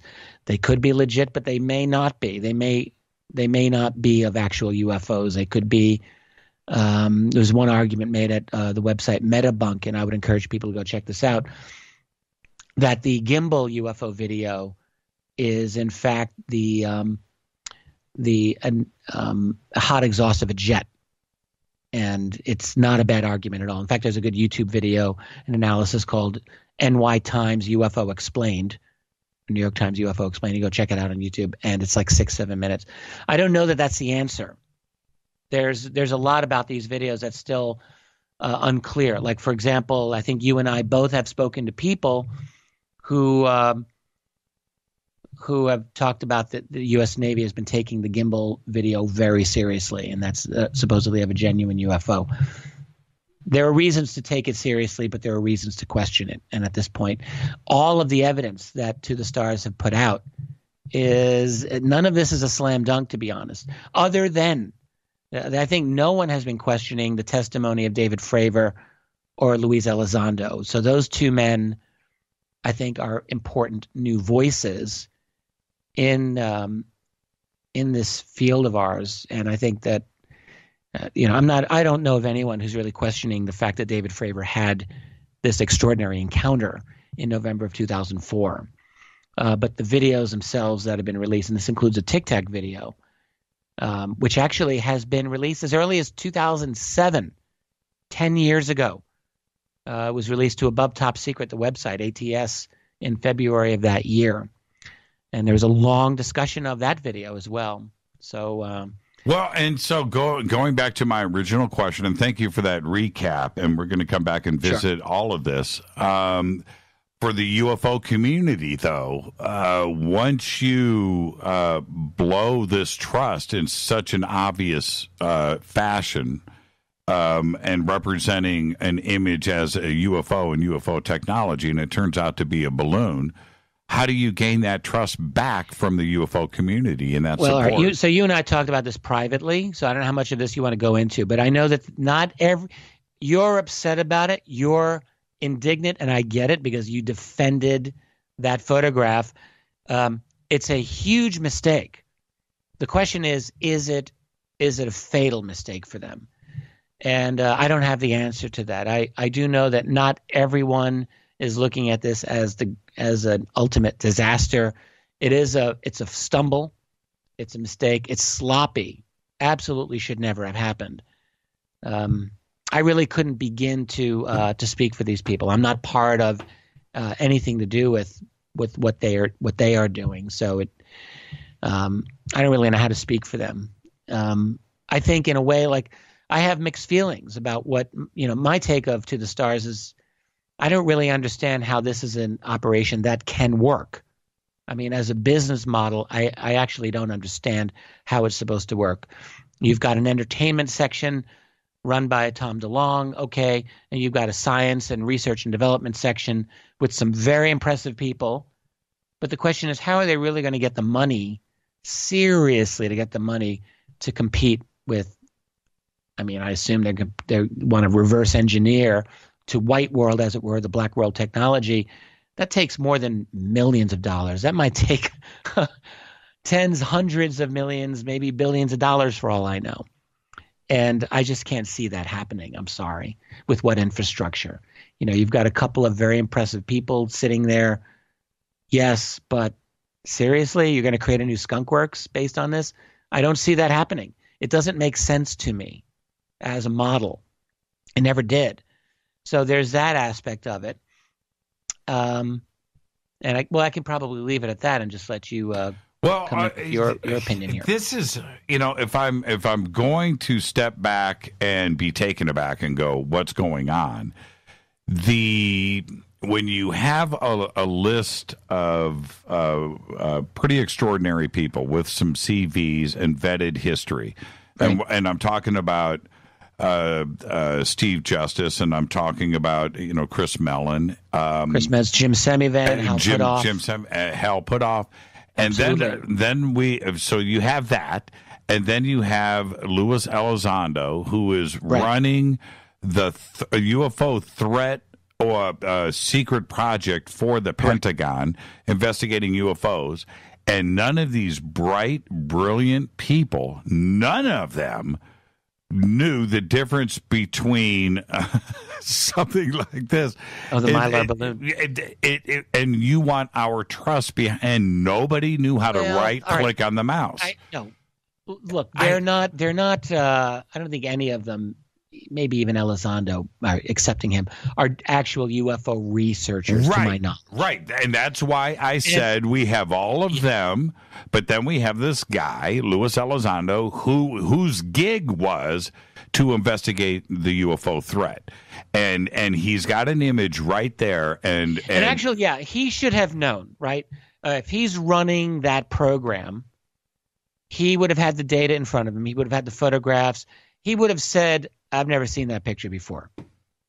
Why are you using that? Like that actually, yes. I just don't understand to ask him that question. I don't understand it. Right? I really don't. Now, so let's push this back up to the October 11th date.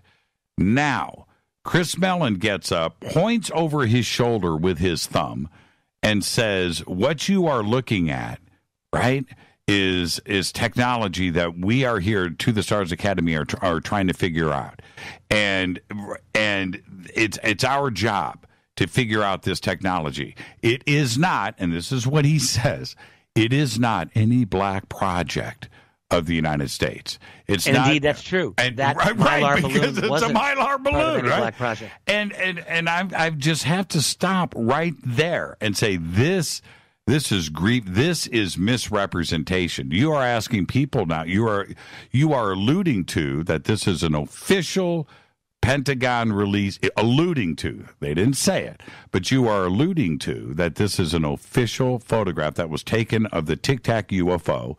And he says, Chris Mellon, and I'm quoting here. And if you want to prove all of this for yourself, just go to this website. You can see the image there and read the information for yourself. Again, alluding to this is all official, and this is a photograph of the Tic Tac UFO. And that is really, really breaching trust when ultimately we know that everything that he said was not true. But yet they're asking people to buy stock in TTSA based on that photograph that he was pointing at a live press conference. And I have issues with that. Big ones. This was their big announcement, Richard. This was it. This was what this was. I agree with you. I think this was as I said before, it was very sloppy.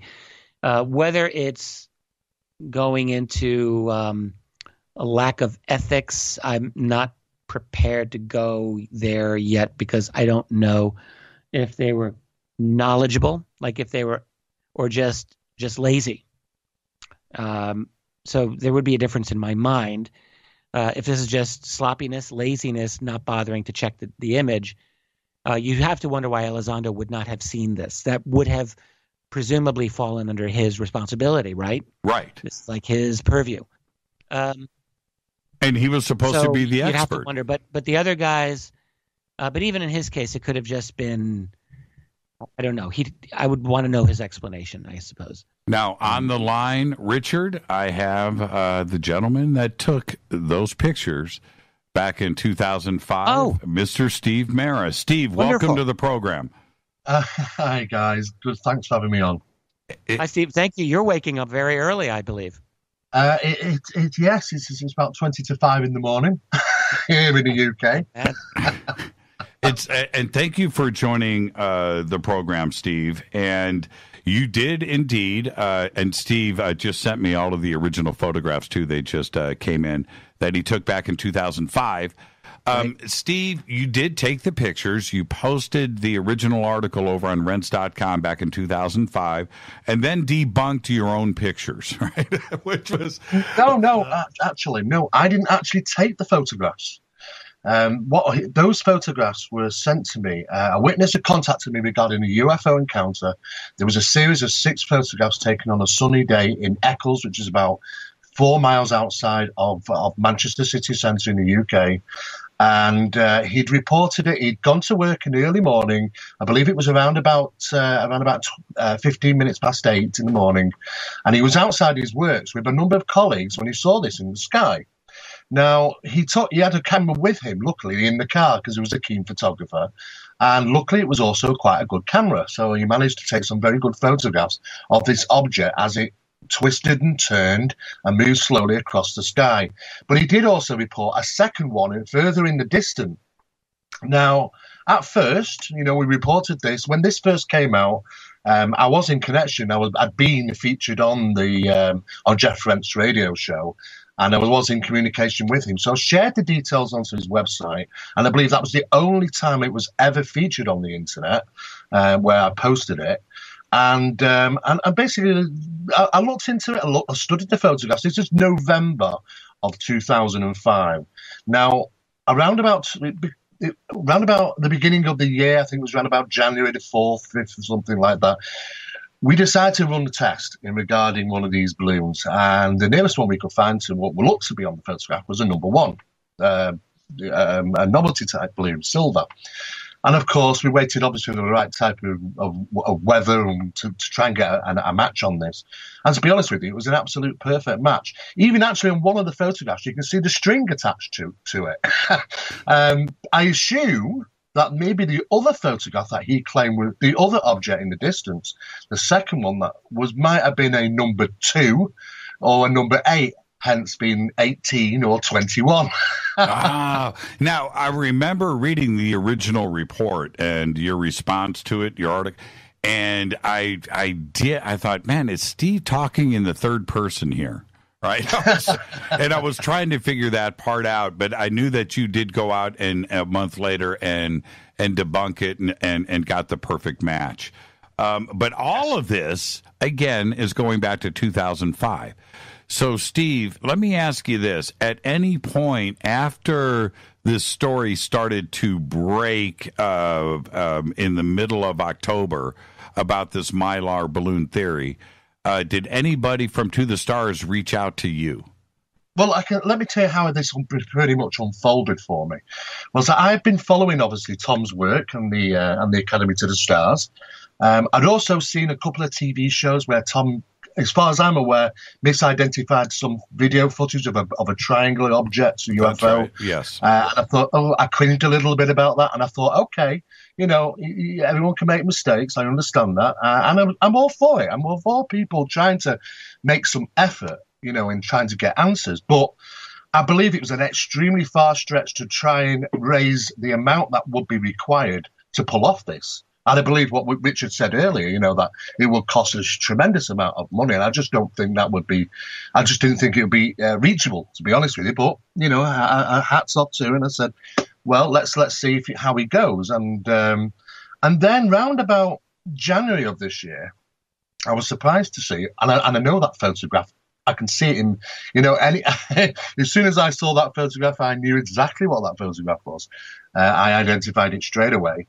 Because I'm so used to seeing it. And the first thing I did is I started posting around, letting people, I was replying to everything. There had been several postings over the internet, on Twitter, on Facebook, and I replied to nearly all of them, as many as I could, with the information that what this actual photograph was.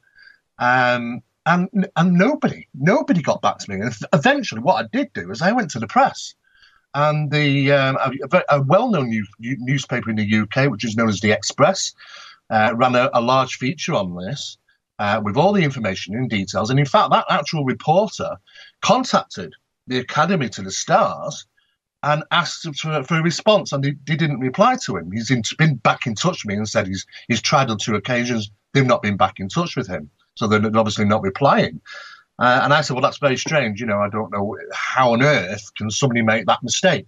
Now, I know that when I actually looked at that photograph that was put up, I realised that somebody had light blasted it. Somebody had adjusted it slightly to make it a little more brighter than the original photograph. You actually compare it to the original photograph, you would have to, do some slight manipulation to it. The reasons behind that, I don't know why. It wasn't necessary to make the picture worse.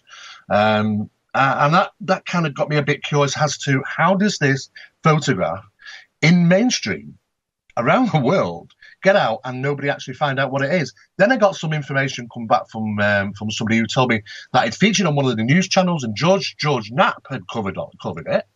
I contacted George Knapp. I didn't get a reply from him. I eventually contacted Grant Cameron, and Grant was looking into some details for me. And I just kept pushing the information out, hoping that maybe one day someone's actually from the source is maybe going to contact me and say, look, are you the guy that's been involved with this particular photograph? But it never happened. I heard from nobody from the Academy or nobody from asking me any questions about it whatsoever. You're the actual first, Jimmy, to be honest with you. And I, again, the thing is, Steve, and thank you for all of your excellent work on this, and we're going to keep you after the break, so I'll put you on hold and we'll continue this conversation. But the other disturbing thing to me when we look at these timelines, October 11th, 2 months later, December 16th, the day of disclosure when everything hit the mass media, what bothers me about that timeline, if they didn't figure it out by October 11th and went with the live press conference, okay, all right, a mistake. But they had 2 months until December 16th to go and figure out and stop using that photograph, and they didn't. And then combined with the two videos, the gimbal footage and the Tic Tac footage, that now mass media, every television station, every web, everything out there was using those two videos and that tic-tac-toe photograph and continued to push the agenda. Dave Fravor, in doing all of these live TV interviews, never came forward and said, that picture is not what I saw.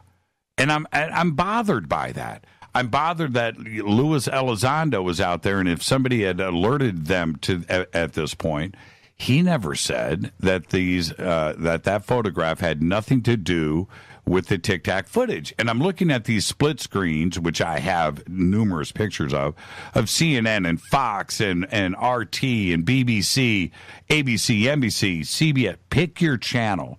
All are showing that Tic Tac footage with these interviews with Dave Fravor. And I take issue with that. Maybe Dave didn't see it live during the interview, but he certainly saw it the next day or later on that night and could have come out publicly and said that Tic Tac picture that is out there is not, and it has nothing to do with me. I don't know if it's a Mylar balloon or not, but it certainly wasn't what I saw, and this is a misrepresentation. No, they continued to run with it until they got caught. And I'm sorry. I take issue with that. Jimmy? Yes. By the way, I'm really glad to hear Steve Mera here, and I'm glad. It's so nice that he got up early to give that excellent exposition on the background of those photographs. There's plural of them. I am I'm thinking that the To the Stars Academy and Tom DeLonge in particular, they need, if they want to do some damage control, they better do it like now. And really start explaining the process that happened by which they used this balloon and simply did not do due diligence in investigating it. As I said before, I believe that they latched onto this photograph because this Mylar balloon photograph that Steve Mera had investigated from the website fightersweep.com. And I think it just came on, just happened almost by an accident that Paco Chirio, a fighter pilot, wrote about Fravor's encounter using a bunch of stock UFO photographs that he probably just Googled, and this one was at the top of it. So again, if you go to the article, There I Was, the X-Files edition at Fighter Sweep, you'll see this article. It's from March 14th, 2015. And the Mylar balloon photo is right at the top of that. Seems to me that this is how it got connected, and I just think it's pure sloppiness on the part of the team here not to investigate the origin of the photograph and why Luis Elizondo did not come out and just state that photograph.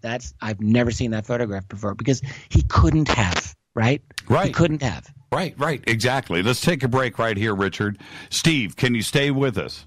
Absolutely. Okay, Steve Mera's with us live from the UK. Of course, Richard Bleepin Dolan And what a great conversation. We're discussing the Tom DeLonge Mylar balloon drop kick. We'll be right back. Stay with us.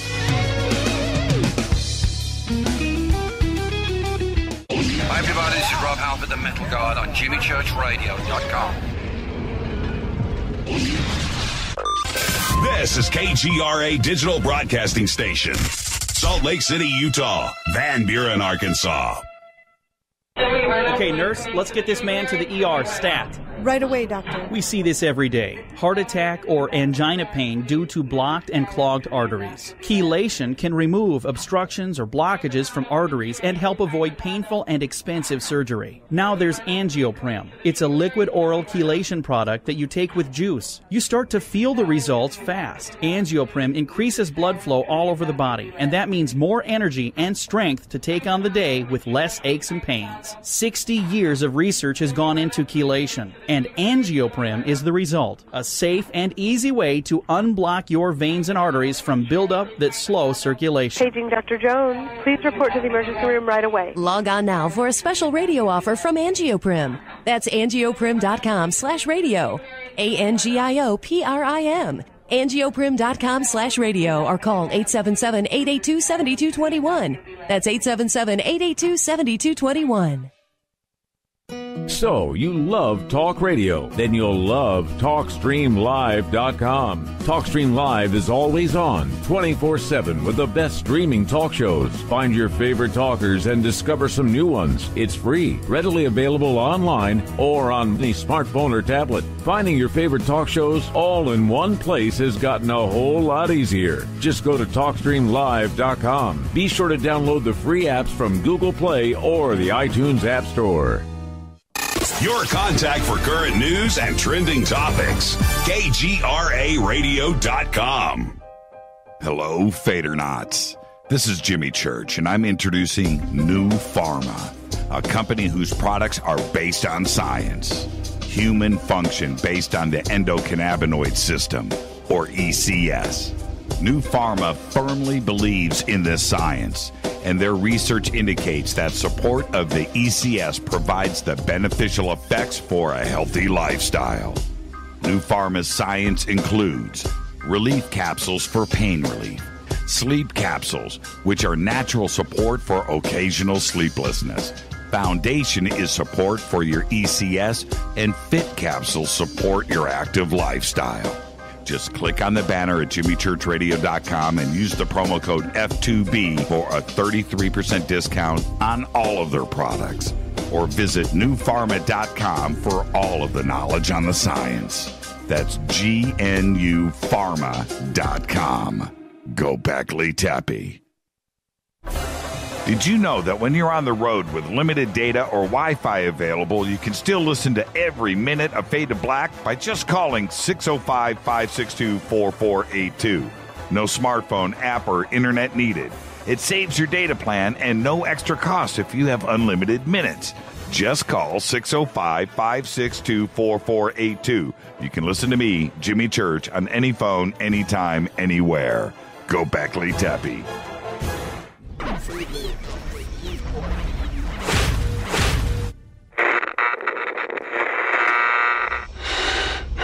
You want to know a secret? I love ponies. I really love ponies. I'm serious. I couldn't stay sane without ponies to brush. Why Fade to Black? Because you never got that pony, damn it. This is Fade to Black with Jimmy Church on the Game Changer Radio Network and KGRA, the Global Radio Alliance.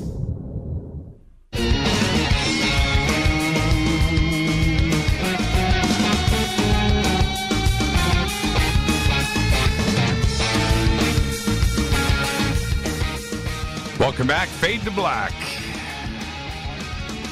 It's time to light the fires and kick the tires. That's what we're doing tonight. Richard Dolan is our guest, and live from the UK, Steve Mera is with us.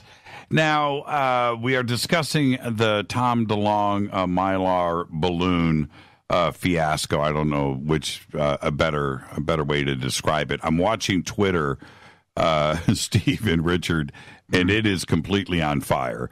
I want to present this to you, and I'd like both of your responses. What I'm uncomfortable with here is when I reached out, I've had open dialogue, as everybody knows, with Tom DeLonge. Peter Levenda is a dear friend who works with Tom and has authored a book, and another one is coming out. George Knapp, who has been interviewing all of the players in the To the Stars Academy, all great. Now, but when I reached out, I heard back immediately from Knapp. I did hear back immediately from Peter Levenda, but I want everybody to understand that I have not heard back from Tom DeLonge. Silence is deafening, and I don't dig that part of it. Richard, you said right before the break, the one thing that we need right now is to come forward and just explain. It's really that simple. But this is... If I just want to jump in for a second, Jimmy, I feel like there's an opportunity here for Tom's group, for the organization to recover. First of all, we have to assume like no one there intentionally was trying to deceive the public. They would know that this would be caught at some point. There's a lot of researchers out there, and there's the source of the photograph. Steve himself obviously drew attention to it, and there were other researchers who were getting it. It would have been impossible, and I have to think that they would have known. So I don't believe that they were intentionally trying to deceive the public with that photograph. I find that a real stretch. And I think, as I said before, it was a mistake. And what they can do, they can come clean, make a full disclosure and discussion of that mistake, and hopefully use this as an opportunity to do a little bit of a reinvent and come back and reorganize themselves and explain, why this will never happen again. And they may come back as a better organization as a result. That's if they do this right. Yeah, and now, to be clear, I have never said that anybody was trying to deceive, and that has never been my position, and you know that, Richard. And thank you for making that point very clear. This is my issue. Our UFO community has been wanting and begging for disclosure. And what happened at December 16th was this huge emotional outpouring from our community that was saying just that. Finally, we have got this door cracked, and now we can move forward. And the elation and the positive response to TTSA was extraordinary, and I was part of that myself personally. I did a live broadcast on Saturday because of that day, and to have that deflated a balloon, right? No pun intended here. That the community now feels wronged, and this is the other thing. Now let's get back to this timetable. On January 23rd was when the statement came out from TTSA, a boilerplate response that was unspecific. Okay, very, very unspecific. Again, I was uncomfortable with that. They had an opportunity to get out in front of this and explain themselves. They didn't. The responses that I got back from them was, well, we knew about this for a long time, And wait a minute. What do you mean you knew about it for a long time? The statement came on January 23rd. When I wrote everybody at TTSA, it was a week after the January 20th. A week after, 9 days afterwards. So this was all fresh news. And this weekend, and I want everybody to be very clear here, both Richard, you and Steve, and the audience. I just came from one of the biggest conferences in the country, right? Conscious Life Expo, 15,000 attendees. I had researchers coming up to me at that conference saying, I just heard about this balloon. Now, for TTSA to suggest that we did our release and everybody knew about it and the community knew about it, we're moving on. There are people, bright, brilliant people inside of this community that knew nothing about it. Knew nothing, and they are feeling the same way I am right now. This is not a big nothing thing that we could just move forward. We need to have an explanation. We just had disclosure. Now we don't, right? It's just like, bam, and for the mass media to go and run with this and not get corrected on December 16th, when and who knew about it, and why did you, if you did know about it before December 16th, why did you allow all of mass media to run with that photograph? And I want explanations, and so does the community deserves it. Okay. You waiting for one of us to jump in? Yeah, absolutely. Absolutely. Steve. What I can say, guys, is that since the postings I made, and I must have made at least 30 postings to reactions to articles that appeared over Facebook about this balloon, which appeared in newspapers. Every single day, I've been having emails, people contacting me on Twitter and Facebook saying, Steve, have you heard anything yet? Has anybody been in contact with you? And there's been the same response. I've said, no, I'm waiting. And people are saying, how can this happen? How did it? I said, I don't know. I don't know how this has happened. I said, but what I can tell you is that it's not been sourced from myself directly. Nobody's been in touch with me.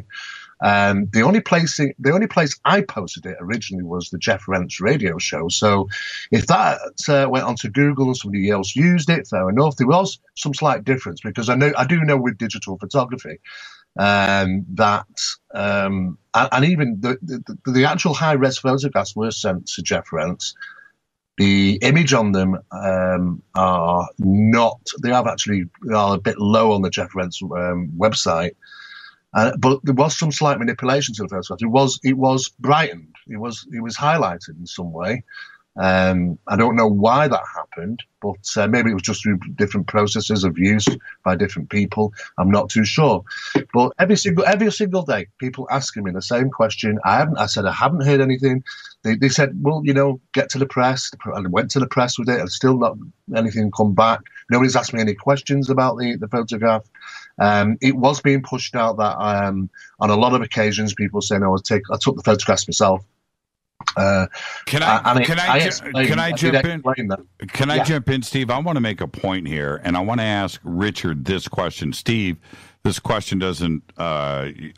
You would know the answer to this. The answer from you would be no. But for me and my eyes, when I first saw the Tic Tac UFO footage with them describing the F-18 fighter jets, and this object was above the water, disturbing the water below, it looked to me to be taken from above, and the blue that is there, the vibrant blue, was water. That's the way that I took the picture. It was taken from above with water as the background. Richard, did you ever feel that that's what you were looking at? I don't know. I look at the Tic Tac video and I'm wondering what the heck is that background? Is that clouds or is that water? Right. Some of it looks like clouds to me. Okay. I thought it was water. I thought it was the Tic Tac UFO sitting on the water. It is worth mentioning. I am not aware of the exact provenance of that Tic Tac video. As I said earlier, that video was first released a decade ago. Now, it was in connection to a U.S. Navy encounter. All right. So, but the fact is that this video, I personally do not know how this video was ever released. And it has been of disputed authenticity. Go back to the ATS thread. It goes back to February 4, 2007, and you can read through it. So this is actually not, this is in a sense old news, this video, and where it's from. It could be authentic, but I don't know that it's authentic. And so actually, when you really think about it, and the same applies to the gimbal video, there are legitimate questions about both of these videos. And that's not to dispute David Fravor's encounter. Not at all. And okay, now there's another point here that the audience, this may be new, to them, and it probably is unless you're into heavy research. But the mass media release with everything on December 16th, exciting, great, fantastic. But another thing that they alluded to, so did Lewis, and Dave Fravor never cleared this up, when it ran through the news for that 2 or 3 weeks, that both of those videos were shot with the Nimitz group off the coast of San Diego of this Tic Tac UFO. As it turns out, they were not. They were not shot off the coast of San Diego. The gimbal footage comes from Florida. That's right. And it's East Coast. So yes. And I feel a little misrepresentation here. And from early 2015. Early 2015. And the other video has been out since 2004, originally surfaced on the web in 2007. So, again, I feel a little dirty Are you here. saying the Tic Tac video is not from the Nimitz? Again, I can tell you this, that those videos were not shot at the same place at the same time off of the coast of San Diego. One was East Coast, one was West Coast. Clearly, through all of the presentations that have been out there, that they alluded to that these were the same event with Dave Fravor, and it was never made clear. I never heard anything from any news outlet that one was mid-2000s, one was recent footage off of the coast of San Diego, and one was Dave Fravor, one was not. Nobody ever said that. And Jimmy, American news media is as sloppy as anything else these days. I know. And so that's the truth. They're not careful. They don't check facts. I've done lots of interviews with mainstream U.S. media, and I can tell you they don't know anything about this subject. Isn't it? They know nothing about this. Isn't it to the Stars Academy's job to clear this up? And to represent, it definitely is. It's absolutely tragic that this mistake has happened. I understand that, but the first thing you do is the day you realise that this is actually a balloon and not exactly what it was said, you immediately jump on it. You want a response out 24 hours later, as quick as you possibly can, because you want to clear that damage. And now the damage grows each and every day. More and more people hear about it. More and more people see this. First thing that comes to their mind is if they misidentified this photograph straight away, and this mistake has happened, then what further mistakes might take place. That's the first thing that's going to go through people's minds. I get questioned about it nearly every day about have I heard anything, any response from them? And as far as I'm aware, there hasn't been. I'm not too sure of the date that they would have realised that this actually was a balloon, but if it is more than a month, that is ridiculous. Yeah, Steve, let me ask you this, as a researcher from the UK, and the coverage that was out there with BBC and others, you're watching the coverage. Did you ever hear from any of the mass media outlets that these were two separate videos shot a decade apart, East Coast, West Coast?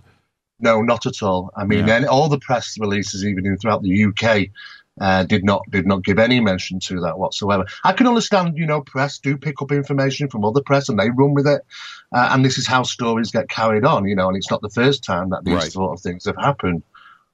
Yeah, I totally agree. That's the way that it goes, and there was a lot of duplication throughout the news media, picking up from the original source from the New York Times and continuing it through with that. But they also did. Each one of the mainstream outlets all did their own individual interviews with Elizondo and Dave Fravor, and nobody ever said that those were two videos shot a decade apart. Exactly. That's exactly what we did as well, Jimmy, is that I had it placed into our magazine, Phenomena magazine, which goes out to 1.8 million people around the world. It goes out to 12 countries. It goes out into the press. It goes out to researchers, big researchers. Everybody, really, the big researchers in ufology pretty much, receive the magazine. It gets mailed to them. There's been 2 articles appearing in the magazine over the 2-month period of January and December regarding that this is the balloon and photographs of it and the information in there. Still, nobody came back to us. It's a comedy, what appears to be a comedy of errors, and also a huge chunk of laziness, not attempting to correct the narrative or the story. And again, I don't know why. Mm.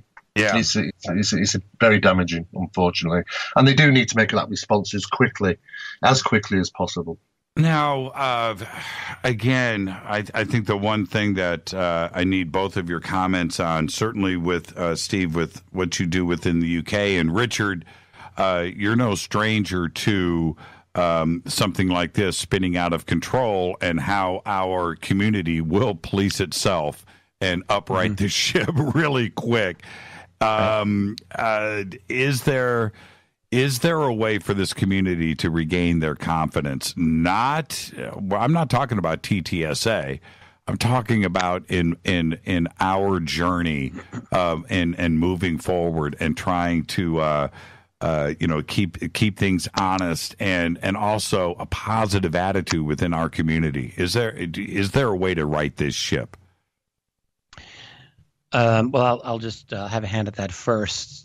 Yes, there's always a way to right the ship. I mean, one of the things that you notice in the long history of UFO activism, which is really what this is part of, long before there was the word disclosure, there were always activists who were attempting to end UFO secrecy. It goes back to the 1950s. By the way, they were the long history of big hopes for ending that secrecy and big disappointment. It's just happened every single decade. And in addition to that, there have been other events that have, really gone sideways for the UFO field. And there's always embarrassments. There's always things to disappoint people. And especially today in the era of social media, where people love to get histrionic every single day over things. Everything is a catastrophe. Everything is the end of ufology. Everything is, we'll never recover from this. And of course we recover. The reason that we recover is because there's a genuine phenomenon that's actually there, and someone has got to analyze it. And as long as it's there will be people who are going to analyze it. So that's not going away. And what we really need, there's nothing new here with what I would have to say. Activists have to be careful. They have to do due diligence, and they need to remember that there's an entire world looking at them, and go on the assumption that if you make a screw up, that's going to stay with you for a long time. And so it's really, really essential to walk as upright and as carefully as you can. And there's no sure way to do it, because people do make mistakes. I think what happened with To the Stars in this case is that they, you've got a team of guys. They're very well qualified in their field, but I don't think any of them are internet researchers, to be honest with you. I don't think that they were that skilled. And in this case, they, in a very sloppy way, let this get out of control. And what they need to do, Steve was absolutely right. They need, and particularly Tom DeLonge, have got to get out on front of this, and they need to explain the process by which they used that photograph and the process by which they retained it even after they learned that it was not a legitimate image, and how it was that someone got the idea to say that this was a legitimate U.S. Navy photograph. Like, whose idea was that? All of these things really need to come out for them to regain the trust. The only way to regain trust of the public when you've done something really egregious is you have to fully confess and open yourself up and be vulnerable to the world and expose what you did wrong. That is the only way. And it's hard to do. It's hard to do, but you have to do it. But you're right. We went through Gulf Breeze, right? We went through Bill Moore. Recently, the Roswell mummy. There were so many different things where it just seemed like it was the end. How do we get back from this? But you know what? We always came back from it. Steve, let me ask you this. There is probably no more critical UFO community than what goes on in the UK. You guys are a tough bunch over there. Yes, I love to hear him laugh because he knows. You guys are tough. You guys are tough on your own. And how do you think things are going to move forward in the UK and the UFO community? Well, we are trying our best. I mean, we held our own annual event, which had 2,500 people last year. We expect to have 3,500 this year. It's Europe's largest convention on the subjects of UFOs now, which we're very pleased about with the amount of effort and people have been pulling this together, because we do. And we still want, obviously, to have people to work together. There is a true phenomenon that's actually taking place out there. But like I said, usually there is more profound is the people within the subject rather than the phenomena. But it does happen in the UK. You know, there is people which... It's a small place. You know, it's... everybody's fighting to gain some notoriety in the UK, it would seem. But we do need to work together. And we hope to keep it going, keep the interest going. The general public love the subject over here. We have a lot of incidents that do get reported, and they do get reported well because, like I say, it's a small country. You get to hear things very quickly. And I do want to extend my thanks to our UK audience, which is just so supportive of Fade to Black and KGRA and Richard Dolan and myself and our community over here. You guys are just absolutely amazing, and thank you for everything that you're doing over there, Steve. You guys are the best. Thank you, Jimmy. Yeah, we enjoy every minute of it. Thank you so much, Jimmy. I just want to add that this is not a catastrophe to the UFO community, because the fact is there's a lot of outstanding research and work being done in the UFO field. You know, there's always good work happening. There's always more information coming out. And so, you know, life will go on. No matter what happens with To the Stars, there will continue to be good work done. And, you know, there is a problem with people pinning their hopes on disclosure. I ought to know. I wrote a book after disclosure almost a decade ago now. And I understand the desire for an open UFO disclosure. But the fact is that I think what we really need to focus on is a clear, coherent message. That is, those of us in this field who have information and knowledge about it, to communicate that information clearly to the world before we start worrying about disclosure. I think it's a problem to get ahead of ourselves. We still have a lot of work in communicating our message to the rest of the world. Richard, thank you so much. Steve, thank you so much for coming on tonight, both of you. These are very touchy subjects that need to be addressed in a very pragmatic and black and white way. We, trying to take our emotions out of it. Let's just talk about the facts. And I want to thank the both of you. Thank you, Steve. Thank you, Richard. All right. Thank you. It was a pleasure. Absolutely. Thank you, Richard. Steve, behave. And thank you for getting up so early in the morning. All right. Thank you for having me, Jimmy. I'll talk soon. All the best. Steve Mera, Richard Dolan. This is Fade to Black, and I'm going to head to a break right here. And then when I come back, we're going to be joined by Justin Deschamps, who Stillness of the Storm, who broke the story over here after the Express did over in the UK. So I'll be right back. Richard Dolan, Steve Mera, thank you so much. This is Fade to Black. I'm your host, Jimmy Church. Stay with us.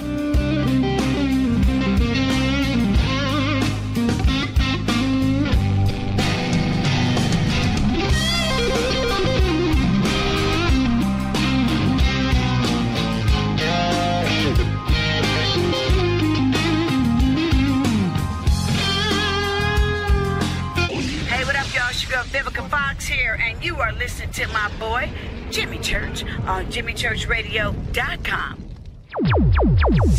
Despite popular opinion, reading a book will not make you smarter, but listening to Jimmy Church will. So you went to dinner last night, you had your favorite pasta. Ugh. Or maybe you had a heavy, spicy meal and it left you. Ugh. Get the tea.com. Maybe you mowed down a huge steak and your plumbing is all plugged. Ugh. Get the tea.com. Our super strength tea will take care of your occasional. Ugh. It's all organic and non-GMO. Get rid of ugh. We have so many great supplements, but our Super Tea is number one. GetTheT.com. That's GetTheT.com.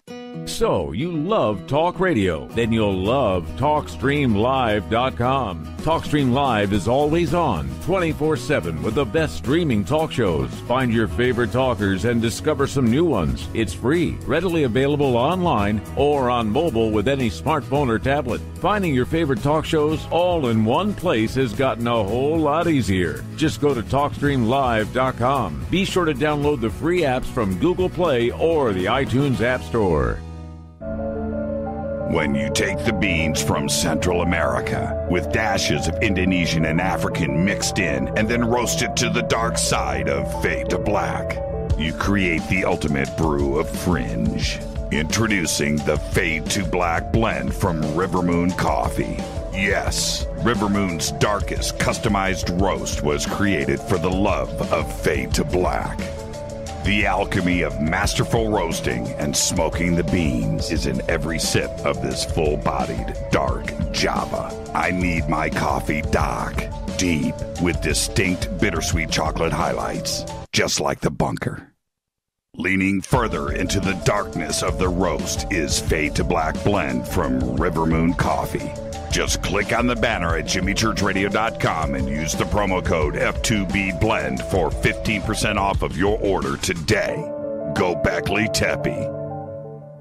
Hey, can we talk about something serious for a minute? Your age. Getting old has its perks. But remember, being a few years younger, you know, your hair was thicker, you didn't have so many wrinkles, that extra weight wasn't haunting you, and you just felt better. Well, we can't turn back the clocks and go back 10 or 15 years, but you can start feeling and looking 10 or 15 years younger with Nature's Youth RSF. It's a doctor-formulated daily supplement that helps your body maintain its peak performance and fight the aging process. Imagine sleeping better, looking better, and feeling better. See how Nature's Youth RSF has helped thousands of people just like you at nature'syouth.com. nature'syouth.com. The holidays are coming. Imagine how it will feel when your family and friends are asking you what you did to look so good. Your secret will be Nature's Youth RSF. It's time to start looking better and feeling better. Learn more and order your Nature's Youth RSF at nature'syouth.com. That's nature'syouth.com.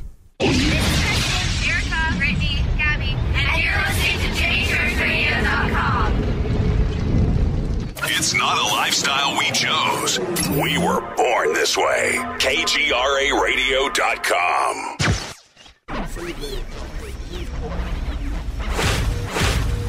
This is KJCR at JimmyChurchRadio.com.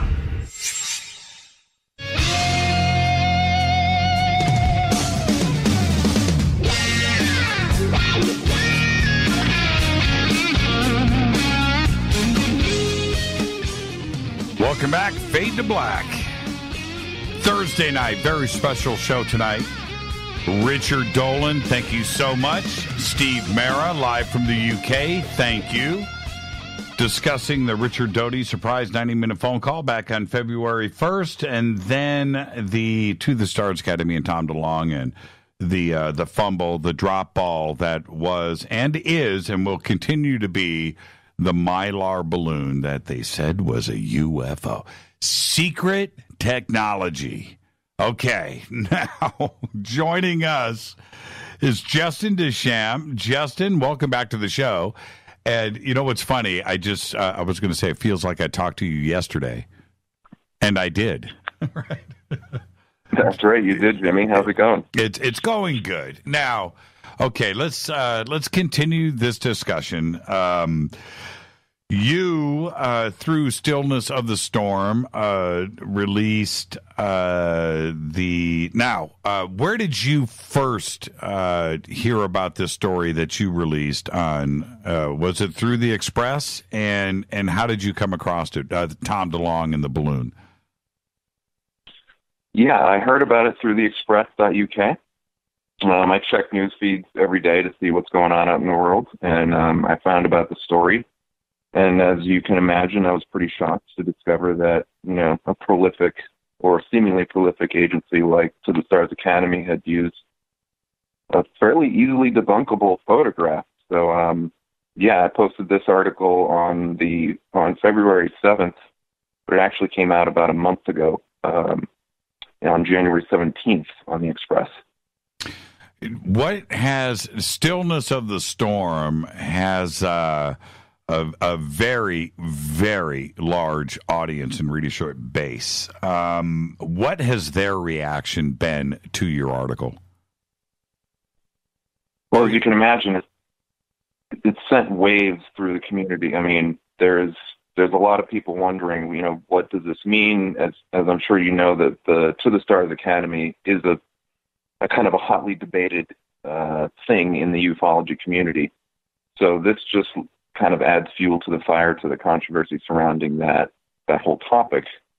And one of the perspectives we try to offer on Stillness in the Storm is not lending a lot of energy into divisiveness and sensationalism. So one of the things I made sure went up on this article when we posted it, I had one of my authors, Conscious Optimist, he wrote a wonderful introduction kind of letting people know, hey, listen, this information it's been put out.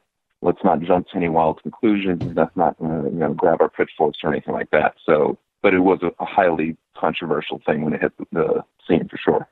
And for you, being the man behind Stillness of the Storm and its integrity, you went through the same emotional elations that we all did with those days of disclosure on December 16th and the excitement that did go through the community. And then you, after reading the Express, and you ran, with their article on Stillness, what did that do to you? I mean, how did you feel at that point?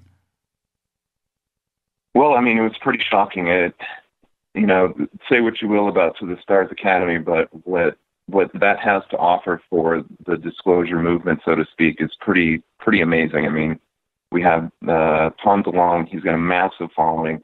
The guy was an extremely popular musician for many years. So for him to get behind, ufology and disclosure, it means a lot. And for this kind of dropping of the ball to happen, it was a little unsettling. I was looking for a little bit more, how can I say this, due diligence when it comes to working out these facts, because ultimately, I mean, we're already under a lot of scrutiny in the disclosure movement and the ufology movement. And the last thing we want to do is use as our poster, as our central point, an easily debunkable photo. I had so many top shelf, right there researchers and authors that were shocked, that came up to me at the Conscious Life Expo. They had heard about my statements. They wanted to know if it was true. They had heard that there was stuff on Stillness. They had heard that there was stuff on Divine Cosmos, and that all of this was just recent, and my comments, right? And this is the thing, Justin, that blew my mind. They didn't have any idea. They didn't have any idea. And seriously, for them to go, please tell me it wasn't a Mylar balloon. I saw the photograph. Please tell me that this is not true. And when I had to tell them that, no, it was indeed a Mylar balloon, and this is not some, crazy disinformation thing being put out there by somebody, that, no, it was indeed a Mylar balloon. They could not believe it. And for the position of To the Stars to be that this was known, this was already out there, we apologize. No, the UFO community as a whole had no clue. They had no idea. None. They had heard about it first through me, through you, and through Divine Cosmos. And Wilcock heard it from me.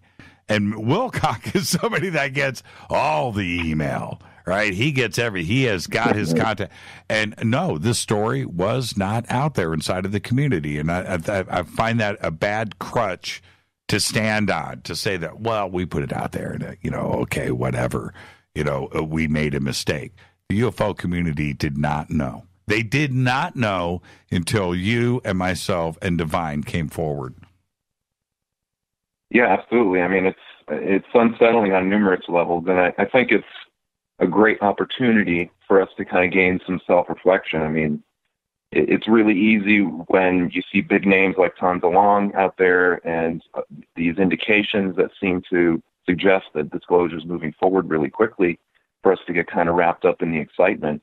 But being able to take a step back and say, well, wait a minute, let me just check everything out here to make sure is really important, and arguably, potentially this is part of the problem, is that we in our zeal and our interest and our passion to get the information out there, we got to be careful what we present, because, the old saying goes, you can't have more than one first impression.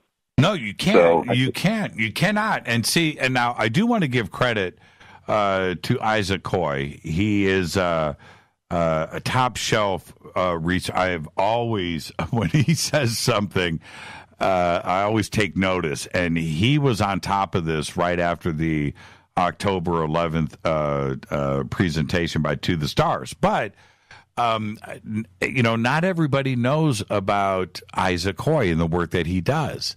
And he's somebody you have to kind of go and search out. And I missed it, and so I missed it too. And Richard was absolutely right. Richard did not do a Google search on that image. He should have. I did not do a Google search on that image. My mistake.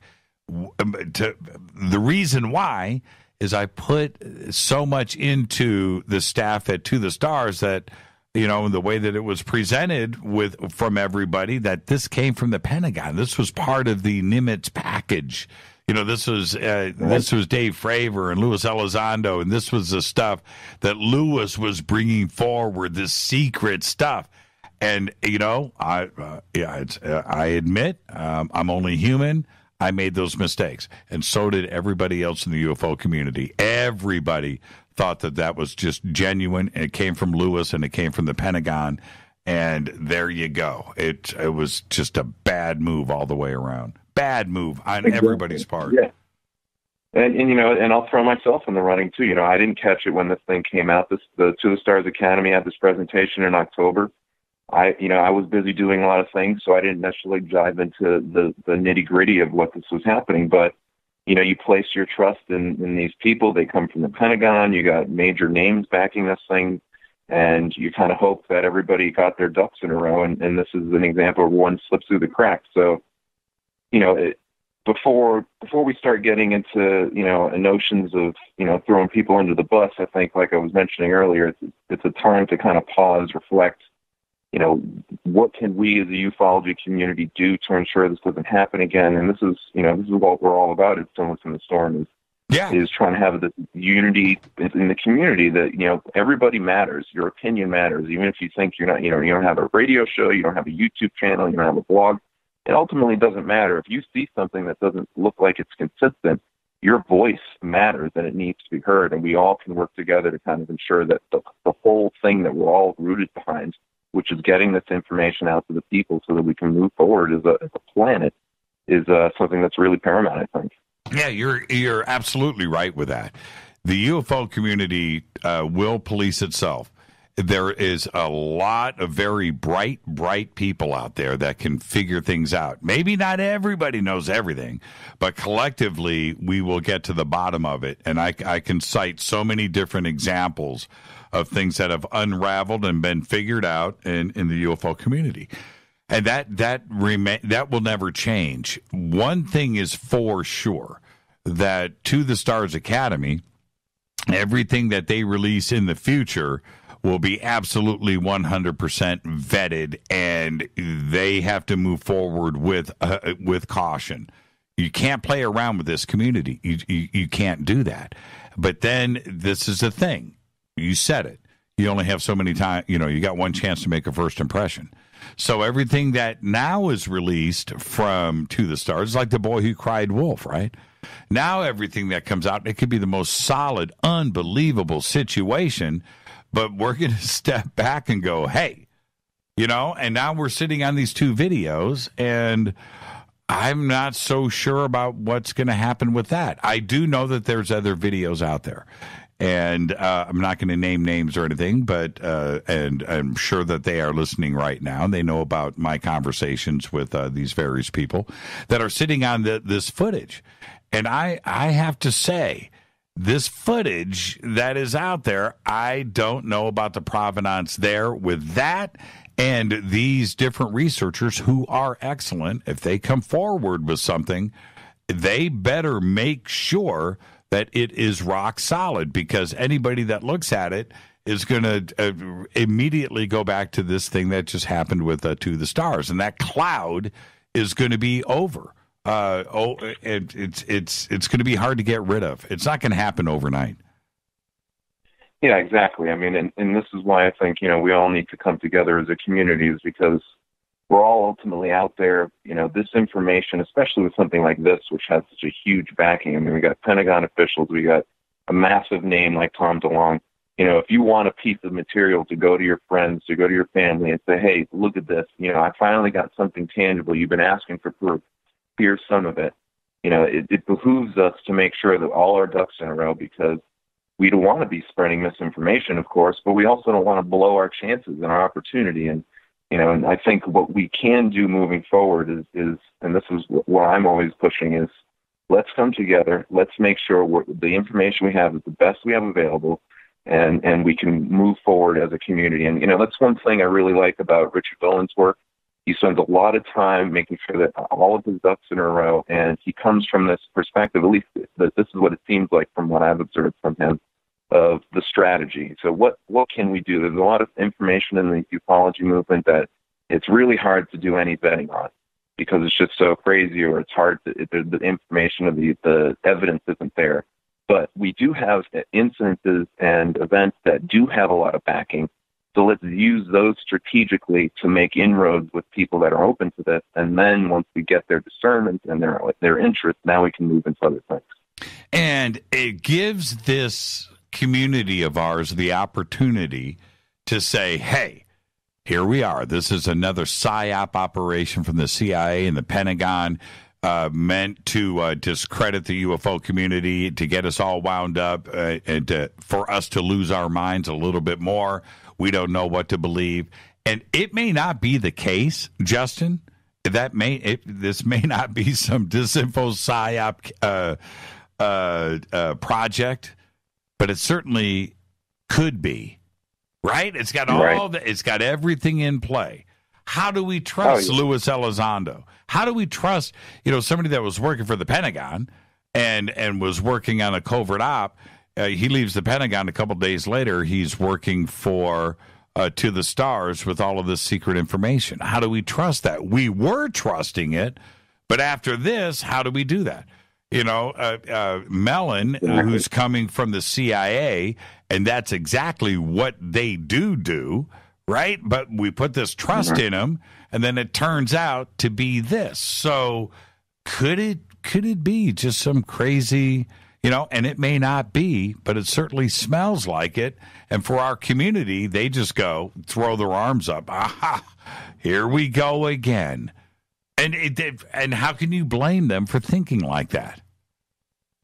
Exactly. I mean, that's the other impact that this has is, it's very easy for us to entertain notions that this might be a conspiracy. And like you said, it could be. The worst case scenario, this is totally disinformation off on the ufology community. All these people that went out there and proselytized this photograph and the To the Stars presentation, they're losing face with people.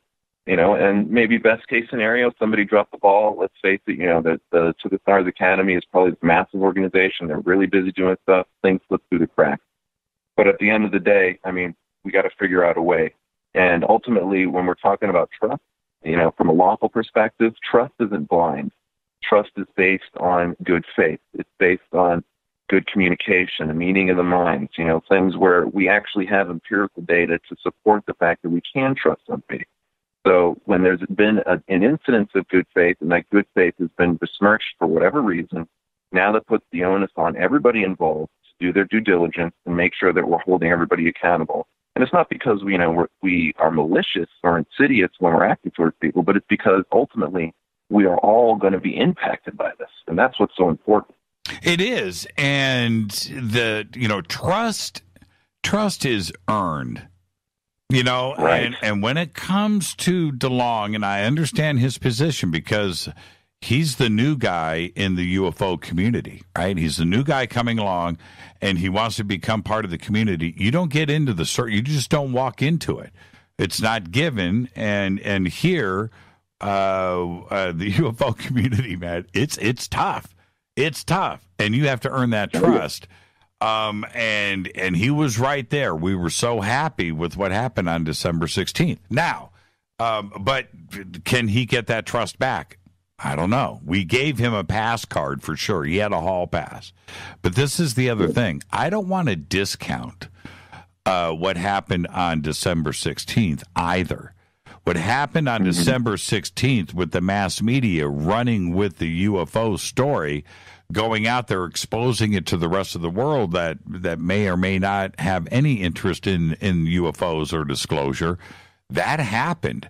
And I'm thankful for that. And that was the power of To the Stars and DeLonge. He was able to get this thing into the New York Times. He was able to, Leslie Kane comes along and she's doing her thing and add that legitimacy to it and getting it out there on the networks and the interview. All of that was great. It turned out to all be BS, but it got out there. It got out there worldwide. And I don't want to discount that.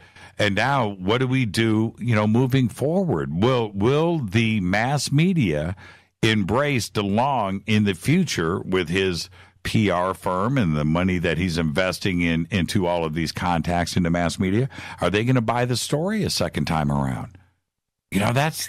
Well, that's an interesting point you bring up because, if this was a psyop, you would think the media would have been jumping on this as soon as they figured out that it wasn't a real UFO photo, that they would have been out there smearing DeLonge. They would have been out there smearing anybody who promoted the photo and the To the Stars Academy presentation, but they haven't yet. So it makes you wonder why that's the case. Yeah, right. Justin, let me jump in. No modifying their positions. We made a mistake. We, in the interest of transparency, we ran this photograph that was was a Mylar balloon and not a UFO. But none of that. When they are always ready to come forward and correct a mistake in the story. And with all of this fake news, we've had more corrections in the press and mass media than ever before in the history of this country. This time around, there was no corrections coming forward. Why? That's a really good point, Justin. Why haven't they done it? Well, I think, that this is a good opportunity. If DeLonge and the Stars Academy really is interested in, presenting themselves as a source of integrity, as a trusted area of kind of an interface between the deeper aspects of ufology and the mainstream media and the greater community, then it would behoove them to make some type of statement to say, hey, listen, guys, everything we talked about, there's a lot of validity to it, but we dropped the ball here. Our apologies, but let's move forward.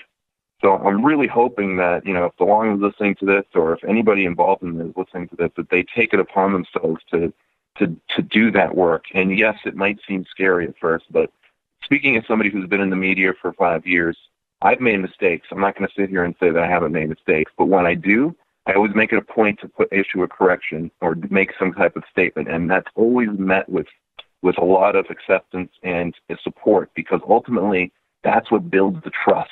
That's what lets people know, listen, if you make a mistake, you're willing to own up to it, and then we can move forward. And that's really, I think, the greater message that this opportunity is presenting to all of us.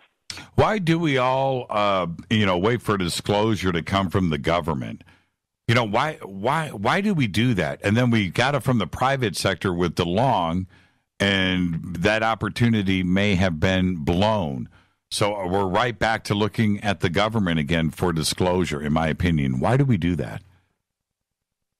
That's a great question. I think, we could have a huge discussion on that, but real briefly, but let's face it, the average person, they don't have time to pour through documents and do hours of Google searches. And if they do, they may not even be able to have the prerequisite knowledge to interpret what they're seeing. So there's a very few handful of people who have dedicated their lives to this.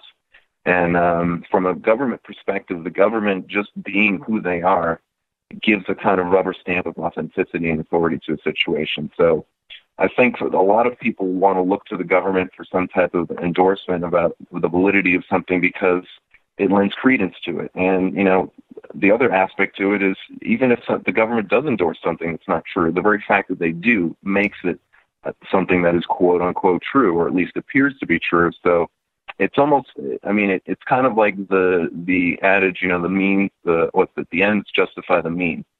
So in other words, that, well, if we can get the government to own up to it, if we can get the government to endorse this, then almost everybody will believe it pretty quickly. And, you know, there's something to be said for that. But I think as a community, you know, I've only been involved in this for a few years now. There's people that have been doing this for decades. And, you know, I feel like the time has come. We've got the internet on our hands. We've got generations that, you know, the millennial generation, these newer generations, it's just a given that these UFOs exist. It's a given that the government's covering it up. So how can we as a community try to move forward without necessarily waiting for the government to get involved? Yeah, exactly. Justin, thank you so much, man. And you're always the voice of reason on all of this. But stillness, what did you guys cover today? What are you covering tomorrow?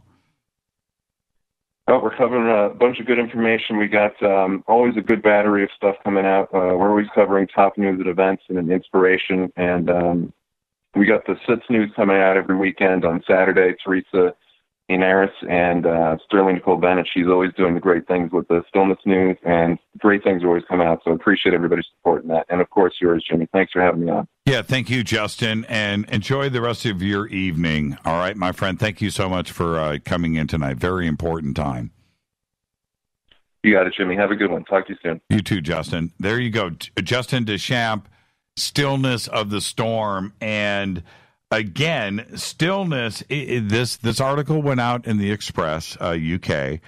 Again, you know, large outlet, but the story just kind of went away. Justin picked up on it and ran with the Express story. I caught it, and again, I thought, how did this get by me? And nobody that I had from the inside certainly let me know about it and spoke to me about it. That's why you didn't hear about it here on Fade to Black, because it just ran under the radar. Not one listener from Fade to Black contacted me. Not one researcher out there contacted me. Nobody caught the story. The release that happened on January 23rd from TTSA, again, under the radar. Nobody brought it to my attention. Okay, it was Justin and Stillness that caught my attention, and the fans here alerted me to it, and that's really the truth. So to say that it was out there and everybody knew, no, it wasn't out there and nobody knew, and that is the truth. Isaac Hoy did his thing. Again, it just didn't get noticed. You know, and until I brought it up here, it's just like nobody wanted to talk about it. Well, that's not the way it's going to work here. In the interest of transparency, I will always be clear with this audience and the UFO community. That's the way we run, and we'll never run another way. Again, and to be clear, I want everybody to understand, I still not have heard from Tom DeLonge. There you go. Another episode of Fade to Black in the can. And everybody, it's weekend time for Rita and I, something that we haven't enjoyed, which seems like months. So we are going to do just that. We've got an amazing week next week lined up here on Fade to Black. Also, I'm on Coast to Coast, hosting over there all weekend next weekend. So we're going to enjoy this next Friday, Saturday, and Sunday and take the weekend off over here. Everybody, you guys have just a great, fun, amazing weekend. We'll be hanging out on social media. We're not going too far. Fade to Black's executive producer is Rita Kamarian. Shows produced by Hilton J. Palm, Renee, Dennis, and Bob. Announcers are Steve Harder, Gene Vitoa, Mark D. Kovar. Webmaster Drew the Geek. Music, Doug Aldridge. Intro, Spaceboy, spaceboymusic.com. Fade to Black is produced by KJCR for the Game Changer Network, and syndication is KGRA, The Planet. This broadcast is owned and copyrighted 2018 by Fade to Black and the Game Changer Network. It cannot be rebroadcast, downloaded, copied, or used anywhere in the known universe without written permission from Fade to Black or the Game Changer Network. I want to thank Richard Bleepin' Dolan, Steve Mera, and Justin Deschamps for coming in tonight. An amazing show. Until Monday, everybody be safe. Go Beckley Tappy.